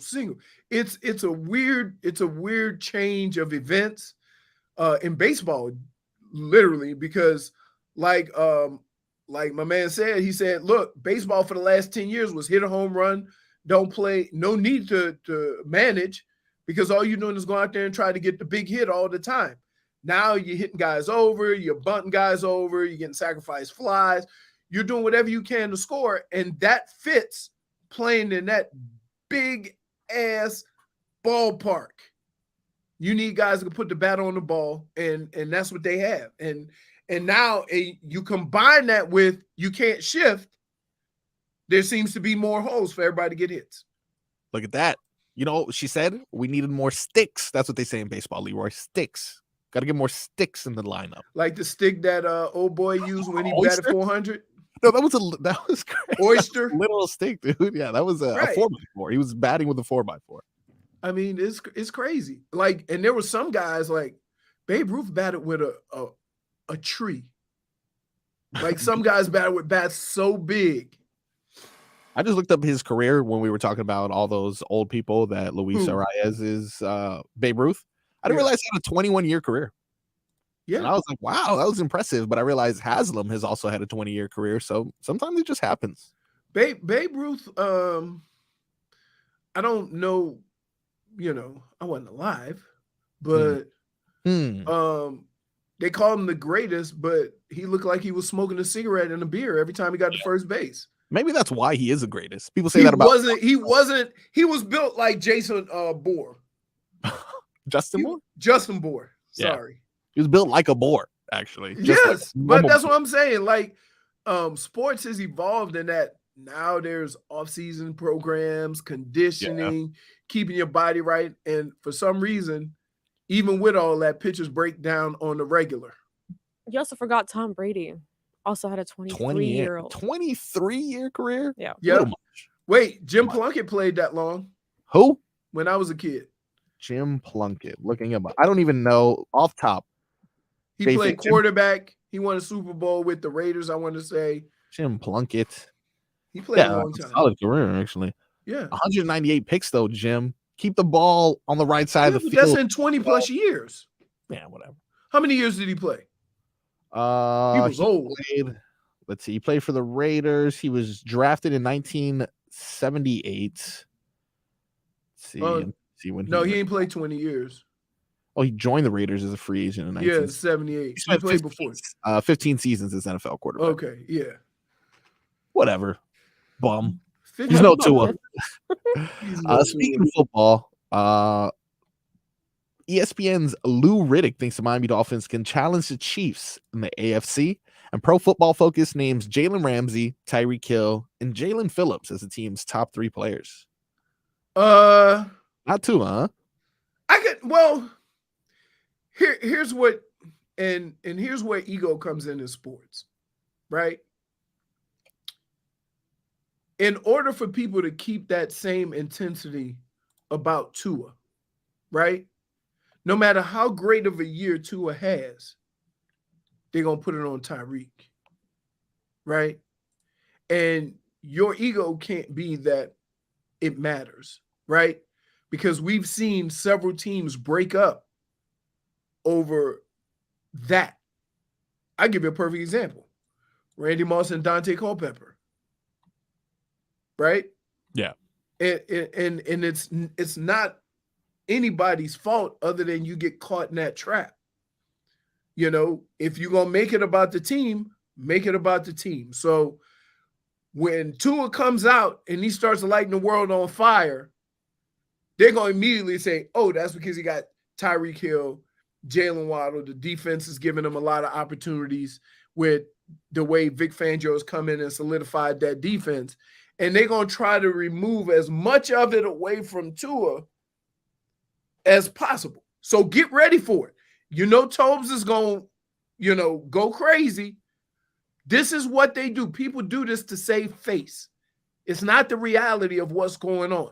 We all know most of the time in the NFL, you go as your quarterback goes, not as your wide receiver, not as your defense, as your quarterback goes. So if Tua has a good year, the Dolphins will have a good year, and you just leave it at that. I'm going to roast it in the chat now because I said that Tua is better than Jim Plunkett. They're telling me he's won 2 Super Bowls, first Hispanic quarterback to win a Super Bowl. Jim Plunkett was a real deal. You just wasn't real football, dude. He was carried by John Madden. No, they carried big ass John Madden when he won a Super Bowl. Jim Plunkett is definitely nah. Yeah. He gets the Jerry West treatment. Who are you playing against, huh? You definitely plucked some strings. Oh, what do you think, Leroy? No. Oh, what? That's tough. I wasn't trying to get a point. -1. No, that's a -1. That's it. Leroy has already made his determination. Definitely plucked some strings. Jim Plunkett, too close. Yeah, I didn't even realize it. You got to pay. Hey, that's the pay point. attention. You thought about it. Pay attention. So -1. So let's do this. Here's the problem with this press conference today. All right. He can't talk about Dame Lillard. He can't talk about any of the free agents. Can you talk about the Bradley Beal situation? That period of time hasn't come yet where you can negotiate. So we can't even say, were you interested in Bradley Beal? No, he can't say anything about Bradley Beal because that trade isn't final. What about Draymond Green? Can't talk about him. Nothing. You can't talk about free agents. Nothing. So this conversation is basically going to be about his own players. But what if someone's like, what do you think about the extracurricular activities Zion Williamson is on? Like, that's not talking about like dealing players. We just want his opinion. Why would he? He ain't gonna answer nothing like that. Now, let me ask you a question. Yeah. Forget the name. Yep. Forget the name. Yep. But what if Pat Riley came in and said, "We're getting Zion"? How would you feel? Okay. I would think initially I would be happy because Tobin has conditioned me to like big names. So and I do. Stop. I would feel like Zion. I'd be like, Zion? Wow. Well, here's the problem, man. But man, You're I'd be like paying 50 million to a guy who hasn't played a full season. That's where the logistics start to outweigh things because it's not only well you should be considering that first. Oh no way. You want me to be logical first? I'm just gonna be like Zion. I'm gonna think of the pregame dunks. That's the type of stuff I'm thinking about. Like how cool that layup line is gonna be, how his jersey's gonna look, and then you mash up. So here's how most people do things. This is in relationships. This is in the workplace. You look at the talent or in a relationship, how somebody looks, and you overlook the other things that you should probably deem important. Now, here's the other thing people say. We can fix that. Heat culture. Right. Now, you think that's even a possibility? So there's a little boots in the ground. Whoa. Graham action. Graham action. Okay. I can't say boots in the ground. Yeah, it's not. That's Tobin right now. Heard. Damian Lillard liked a tweet. Oh, we liking tweets now? Whoa. Someone saying get Zion Williamson to the Blazers. What? So that kind of indicates that he would also be down to stay in Portland. He's not as angry as that's what I'm saying. Like we tend to just look at here. Why would they do if that? I'm Portland and I really want to keep Dame, You know who I'm talking to? I'm talking to Dame Lillard right now. I say, hey, what if we can get this guy? What if we can get this guy? It's all a facade. They're not going to get anyone. Who wants to go to Portland? Who wants to go to Portland? You think Zion don't want to get the hell out of Louisiana? Sure. Also, apparently what they're reporting. He probably need to get away from that fried food too. They say I'm that going to be honest with you. Look, New Orleans is great at a lot of things. Yep. None of them are healthy. None. I have heard that. Like everything is fried in New Orleans. Everything is fried. Wait, every meal in New Orleans starts with a sizzle. That's the Crisco, the oil, whatever type of grease you use, right? Hell, in New Orleans, we save grease. Don't throw that bacon grease away. It does add flavor, though. It does. If you cook it in bacon grease. Okay, and it adds Zions to you. Correct. They also say he has a minimal relationship with his teammates in New Orleans. That is true. So there is no, like... The problem is that Dame wants to play with somebody he knows, and he doesn't know Zion. I mean, I guess it's just his injury thing is always has you hesitant. But just the name Zion, the potential and all that stuff, I can understand. Potential? I'm not paying $200 million for potential. Me either. You got to be there. You got to be there. You need to be there. Ability or availability is the best ability. And he hasn't proven to be available. And for $200 million. Zion, dude, Zion. Let's forget that. Let's not overlook that $200 million. Yeah, that's a lot of money. Okay. Who makes more, Zion or Bradley Beal? Because Bradley Beal. See, Bradley Beal, his last year, he gonna make $63 million. To be a third option. What if Zion goes somewhere? He's like, I'll be the third option. Zion won't be the third option. Yeah, he shouldn't be. He's young, but you never know. But I don't want the same size guys. You see what I'm saying? Yes. Like we gonna all like when you look at here, my whole contention is we gotta deal with Denver. They have a lot of length, right? A lot of length. Guys who were bums in the finals, and Michael Porter Jr. still a 6'10". That's what you need to deal with. I'm not combating that with a 6'9", out of shape, maybe gonna be injured, $200 million guy. The Heat will get him in shape. We already talked about that. Well, we'll see if anybody asks any Zion questions in the next hour. We will be airing live. This is a WQAM exclusive Pat Riley's end of the year press conference. We're going to go to break, come back with our favorite game to play on a Tuesday. Damage is done, my friend. Next.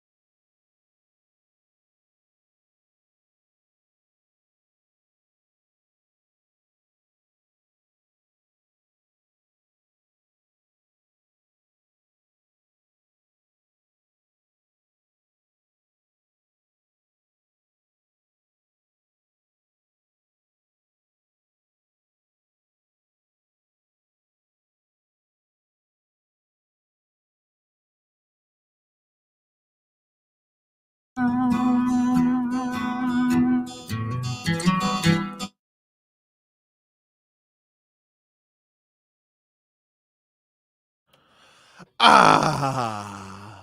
that good? I've been practicing my impressions all day. I'm getting better. I feel like I'm getting better. You're better at this one than you are Pat Riley. I'm sorry. Time to get now to our favorite Tuesday game. The damage is done, my friend. Damage is done. Go around and tell you who or what has done the most damage. Leroy, let's start with you. Who was your nominee for damage is done? Okay. So yesterday, I am the guys over working on the house. They let all the water out of the pool. Wow. Okay. So you have essentially an empty pool. A 90 skater paradise right there. Just skate. Well, it's a lot of steps, so not as much, right? And they, when you get your pool redone, they always leave water in the pool. Huh? Why? So, like a puddle, like a small little puddle on the end, because it needs the weight to keep the pool down. Oh, they never empty it fully. So even when they resurface it, you've never seen an empty pool. No, like not like 100%. Obviously, there's something wrong, but yeah, I did see that they left water, and I was like, why are they so lazy? Why don't you just get that water out as well? Because you need the weight. But my dogs didn't seem to care. Wow. Okay. So my one dog got on her same little spot, laid down, and then looked up at me and said, and said, "There ain't no water up here." Like looking around nervous. I'm like, "Get your ass out of there." And so I'm like, I mean, if the dog could have said it to me, it was like, "No, damage is done. There's no water in this pool. What good is the pool?" Damage is done. It was. Yeah, it was hard. It was hilarious because look, they would put like a foot, like, because normally they just jump in, and they could see the steps. Oh my God, it was like, yeah, they got the for sure. And so they just got on the ledge. I'm like, oh my goodness, these clowns. I need water in my pool. More for me than them, though. I love my pool. No jacuzzi TV. It's terrible. Is Marcos frozen? Yep, he is frozen. And that's rock hard internet right there. I can't hear you. I can't hear you, JFig. What happened? Go tell him. You're right there.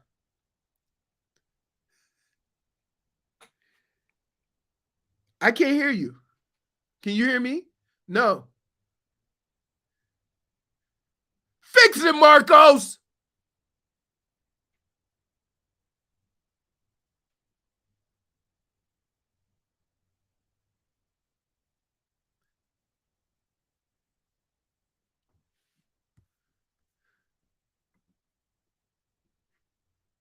Oh, they can hear me.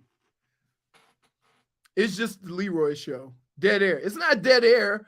We have no idea who can hear what. And because I got better internet at my house, then I'll just keep going. And we'll just look at the lovely JFig because she has no idea that we can't hear her. And she can't hear me. I know it's going over the air. I know you can hear me. Yes, sir. So I will continue on my path of destruction. And I will say this. I want to hear yay or nays from all of you, right? I'm on Twitch. Here's what we want to hear. Yay or nay. Zion, Kyrie, or Damian, Lillard.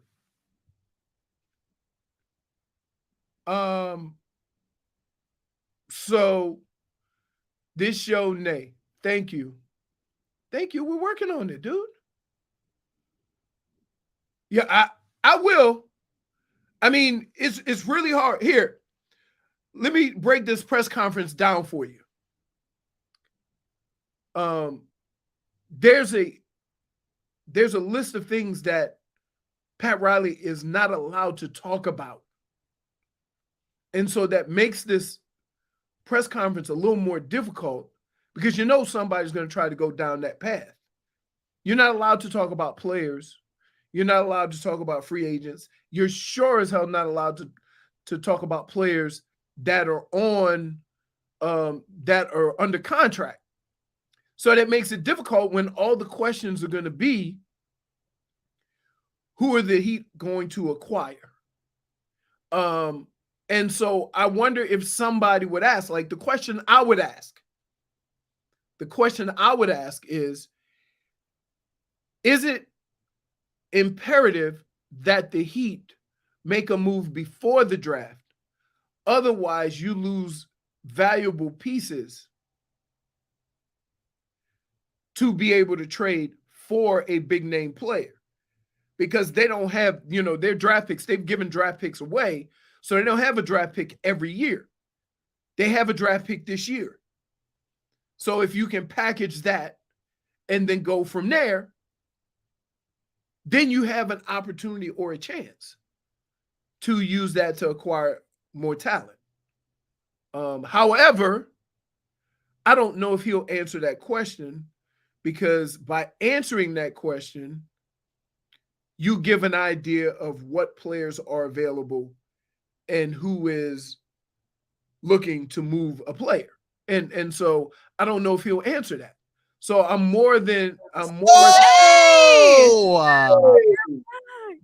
at it again. We've been doing 2 different shows. Yeah, I know. But we already know Leroy is probably already 3 Wait, topics away. Yes. What do you think I'm talking about? Okay, if I had to think, you are talking Publix. about. Damn it. Okay, if you're not talking about Publix, you're talking about how unlikely Pat Riley is to mention anything of substance during his press conference. Boom! I was actually listening to the Leroy show instead of doing this little stupid. This one. No, but wait. But that's it. Peter. It sucks. Like, why would you even have this press conference now? It is a State of the Union address about, what happened this past year, but nobody cares about that. All right. Right? Think about it. Do you want to hear about what happened last year? Or you want to hear what are we going to do to fix these issues? Yeah. And he can't really answer any questions about that. Now I will say this. Here's the one thing that we don't know. What? That I'm almost positive that he'd have an idea about. Right? Yes. What's going to happen with Big Yurt and Jovic? Ooh. See what I'm saying? I want to know about that for sure because we already have an idea how they feel about Big Yurt. Yeah, exactly. And we spent a lot of the time saying as soon as he comes back from his injury, for what? Everybody say, ooh, Yurt and Bam, Yurt and Bam, Yurt and Bam. He couldn't get a minute. But the 11 minutes we got at Jovic, holy smokes. 11 minutes, 11 points, two assists, rebounds. That is the new big man. Yeah, for sure. He is what you look for. I mean, obviously, he's a little skinny, for sure. He's a little skinny, but some weight. Yeah, he gained 20 pounds. A muscle. What is it? Pure Serbian steel. I think that's what Tobin called it. Right. So from that standpoint, we don't know. Sounds like him. We don't know how they feel about these guys. Yeah. So you're saying that's the only answers we're going to be able to get. And I would ask him, okay, where's Jovic? But here's the thing that bothers me about the Jovic thing. Yeah. And I trust the Heat. They do a tremendous job of developing players and putting them in when they're ready. But Jovic has been playing with grown-ass men longer than some of these people you got playing in the game. So wouldn't he be more acclimated coming from European basketball to be able to make that transition at a young age? Why not get some minutes out of it? Yeah, I agree. I think we definitely should have got some run. Right. We were winning what? We were up in the Boston series 3-0. We were never in jeopardy of losing any of the Milwaukee games. Sure, the Knicks games were a little closer or whatever the case may be, but I really feel like there could have been a time that he could have found the floor. Udonis Haslem was able to find the floor. I'm a big fan of this. And this is and I use the Deshaun Watson example, right? The Browns weren't going to go to the playoffs based on what they did the first half of the season. So there's really nothing that Deshaun Watson could have did that would have got them into the playoffs. However, he hadn't played football in a couple of years. And so it was important that he got those reps, right? So that when the new season starts, you're not going through this process then and it's costing you games. Much rather you do it at the end of the season when you know if it costs you games, it don't matter, right? Yeah, for sure. When I look at Jovic, I'm thinking he's got to get some minutes. He got to get some time in. Yep. Because what ends up happening is, and here's what's happened recently, especially with the Heat, they put these guys on the bench and groomed them and let them get minutes slowly but surely. And then, bam, they blow up right before you got to pay them. Yep. And now you got to make a much tougher decision on these guys than you really wanted to have because you sat them on the bench for 2.5, 3 years. Yeah, and then when you pay them, you determine whether or not they're a fat cat for the next 2 seasons. Right. So why not give him some minutes? I do know he was hurt, so I'm not going to totally dismiss it. Yeah. But give him some minutes because I think even though he's 19 years old or 20 years old now, he's got more professional games than a lot of these guys you have on your roster. Yeah, that's the difference about a European star. They're not going to college or whatever. They're against other 30-year-old men. Right. So how can that not be a benefit to the Heat as far as developing talent when you have a guy that's already been playing against grown men? Yeah, well, that question and more hopefully answered today during Pat Riley's end of the year press conference that will be exclusively aired right here on WQAM. We got our boy Tobin, who's boots on the ground over there. That's going to be at the 1 o'clock. You think he's there yet? Yeah, he's there. He's already connected. We're good to go. Oh, really? Wow, that was quick. Personally, I think it was his fault that the whole computer thing happened, but whatever. What's done is done. Look at him trying to be a show pony, ruining the show again. Look at him trying to make it about him. Speaking of that, though, it is going to be about him as he put on his interview shirt. Yeah, that's right. Interview shirts, everybody. Also, it will be streaming on the Audacy app. Yeah, the Pat Riley press conference will not be streaming on YouTube or Twitch. We will not have video of that. If you are interested in listening to that. Error like that. Yeah, so exactly. Just proceed on to the Audacy app and you'll be able to listen to it. Absolutely. But right now, what do we have? We have AJ Puck, who will be with Tobin. The Marlins on a hot streak right now. AJ Puck found some time to sit down with our silly sauce savant to talk about how the Fish have been playing recently. That interview is coming next, followed by, again, if you are interested in listening to Pat Riley, you can follow us on the Audacy app. That and much more coming up next.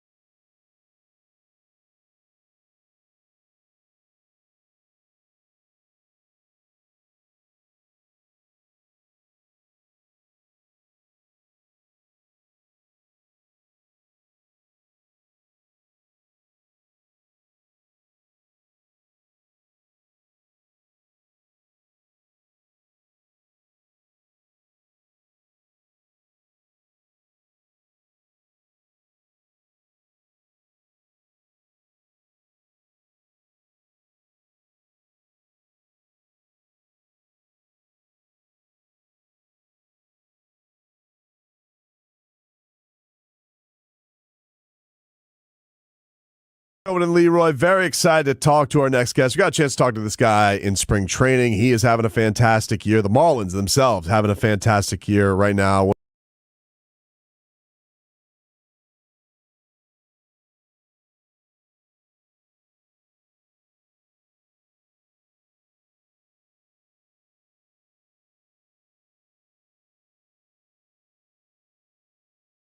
All right, welcome back into Tobin and Leroy. Very excited to talk to our next guest. We got a chance to talk to this guy in spring training. He is having a fantastic year. The Marlins themselves having a fantastic year right now. One of their gnarliest relievers, AJ Puck, joining us here on the show. AJ, thanks for the time, man. Really appreciate it. Good to talk to you again. Yeah, no problem. Thanks for having me. You guys, it's incredible right now what you guys are doing. I mean, best record we've seen for the franchise in over 10 years. An incredible start. I guess, what is your level of surprise that you guys are this damn good, AJ? Like, did you have a feeling this could be this good early on in spring training? Is it kind of been a gradual thing? What do you make of what you guys have been doing so far? Yeah, I mean, spring training, we definitely. I mean, when I came in there, I could definitely see the talent that was in the clubhouse and just all the guys. And I mean, every year is you can be good on paper and still not go out there and win ball games. So I mean, definitely. It's been fun seeing the team grow together and all the confidence come together, and it's been definitely a great start. Has it is there a camaraderie, a chemistry thing for the teams you're around? Does that stuff matter? What I guess, is there any secret sauce to it, or has it just been good baseball? Yeah, no, I mean, everyone's getting along very well in the clubhouse. There's never been any issues or anything, and everyone seems pretty close and pretty close group, and it's definitely fun to be around that environment, and it definitely helps just, go onto the field knowing that your team has your back, and that's been great. Because it was impressive, you guys. We were talking about this going into the weekend on the show, just how crazy it is that you guys had to go to Seattle and then go across the country for one more road trip before even coming home. I really feel like that would have been, for a young team or a team that maybe just didn't have its head about it, that could get to some people man, this is an exhausting trip. It didn't for you guys. You come out, you respond with a damn sweep. So I guess, just where do you find the team's mental strength right now that you guys don't seem to let any adversity get in your guys' way? Guys go down, doesn't matter. Road trips doesn't matter. Where do you think that comes from? Yeah, I mean, that flight definitely sucked. Not too many guys slept at all. I mean, we got in about 8:30 in the morning overnight. So, but I mean, I think it's just every time we go out the field, we know we got a chance to win a ball game, and that's where everyone's mind's at. We don't come in think the other team's better than us at all. You definitely know we got a little edge to us, and it's definitely cool to see. How bad was what do you mean by that? Did things go wrong, or it just was massive? This is because we were looking at it's literally, dude, other than going back home to you guys, Seattle to Washington, is that the longest trip that you could possibly make in the entire league? Yeah, I mean, it was just because the flight time the game was at 6:40, so we didn't leave until about 10 o'clock Seattle time, and it's already 1 o'clock in Washington, so we didn't get to Washington about 8:30 in the morning there. So it was just an all-nighter, and we just got there and got to the hotel. I didn't fall asleep until about 10 o'clock the next day. So I mean, it's just kind of just one of those things where it's just all-nighter, wake up and just got to readjust to the new clock. But we came out there and everyone handled it well, and and we got that sweep. So, I mean, that's what's important. You guys, as a bullpen, have been nails, man. I mean, you guys have been such an impressive group. What have you thought about just you guys as a unit? Because, the starting pitching, you guys have dealt with injuries. Some guys have, you've got a lot of young guys there who maybe can't go as deep into games as usual. So as one of the leaders of that bullpen, what do you guys think of the responsibility you've taken on part of this team to, just finish out these games and keep racking up wins? Yeah, I mean, everyone's, real loose backs down there, confident. And, I mean, it's great seeing all these guys going there and, doing their job and competing and, throwing strikes, and that's kind of, I mean, we try to just keep it, relaxed down there in the bullpen. And there's nothing, we're not stressing about anything or any situation, they just got to go out there, compete and do our job, and good things will happen. What is are there games that are going on in the bullpen? How does time pass in this Marlins bullpen before you guys know responsibilities? What is the camaraderie like down there? Oh yeah, I mean, there's definitely, we joke around a lot, the first couple innings, you kind of see, just messing around with each other, and then as the game goes on, then guys start, on my pitch, they start focusing, doing their little routines, and then it just kind of just goes one by one until everyone's in the game or or not. But I mean, it's definitely been a fun time down there. How often a time in a bullpen do you have to deal with hecklers? Like just dealing with people who, are just on you during a game, and like, will you ever give them the business back? I mean, I don't really, if they're heckling us, I don't really, say anything back. I mean, because that's what the fan wants, it just makes their day. So, I mean, I just sit there and I'll laugh at what they say. I think some of the things they say is creative and funny. And, but yeah, I mean, definitely on the road, you definitely got a couple of fans here or there that like to chirp you the whole time. Is there a fan base that is the worst amongst them? Like that is just like they're either nonstop, or maybe or your favorite bullpen to go to, where it's like this is actually they have creative fans. I mean, I think I know. I mean, Philly's kind of known for it. But I mean, I've always thought that just kind of makes it a little more fun. Just kind of like the fans talking to you, and just kind of. I mean, I kind of like a little trash talk. I guess I just think it's fun, but. I mean, I know the Yankees, they get after it too. But yeah, I mean, so far probably the Yankees and Phillies probably the worst. You do you look at all, AJ, at the situation as you were in last year with the A's? They're obviously having a very tough year right now. Have you ever like at a point this season be like, man, thank God I got flipped over here, because we're in a spot right now where we're competing for playoffs, and obviously they're going through all the drama they're going through with, fans being pissed, Vegas move, all of that stuff. I mean, yeah, I'm definitely thankful that, I was able to get out of there, man. I really enjoyed my time there.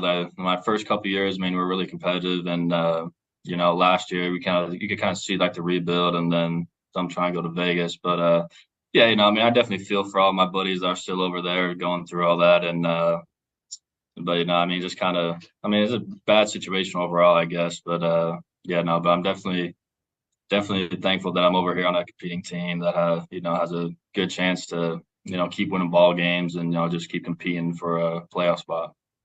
So last time we spoke with you is in the springtime, so you're just getting your feet wet in South Florida. What has been AJ Puck's favorite thing about living in Miami so far?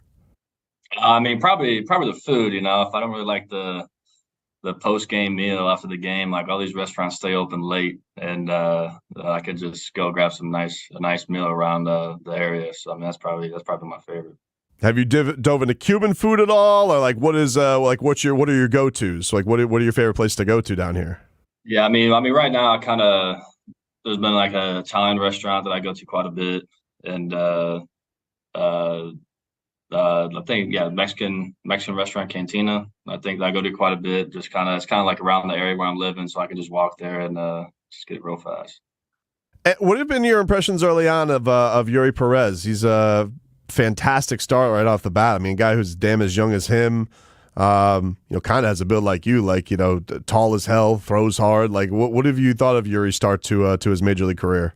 Yeah, it's been amazing. It's kind of cool seeing him just come up and, he's not letting, I guess, the pressure of being in the big leagues get to him. He's just coming here and he's just fit in, and he's just gone out there and just done his thing, not worried about anything else. He's just attacking hitters, throwing strikes, and he's just got nasty stuff. So it's been very impressive. It's great to have on the team. Have you thought to yourself, like, these next couple of weeks, a lot of people are looking at your schedule and people are saying, oh, well, this will be the true test of the Marlins. We'll see if they're for real or not. Do you think there's something to that there's like a measuring stick level to these next games, or do you feel like we're going to just kind of prove it game after game just because, that's just how this whole season's kind of gone about it?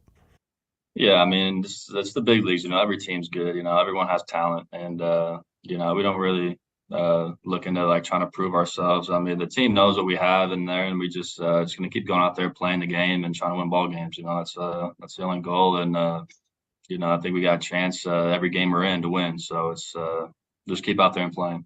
You don't keep stock of the petty. I love doing that as a fan. That's my favorite thing. I love AJ. I love looking at dumb tweets or somebody that has like receipts on things of where they really whiffed on you, or like somebody not believing in the Marlins. I will holster that and hold that up until October, dude. That is my favorite thing as a fan.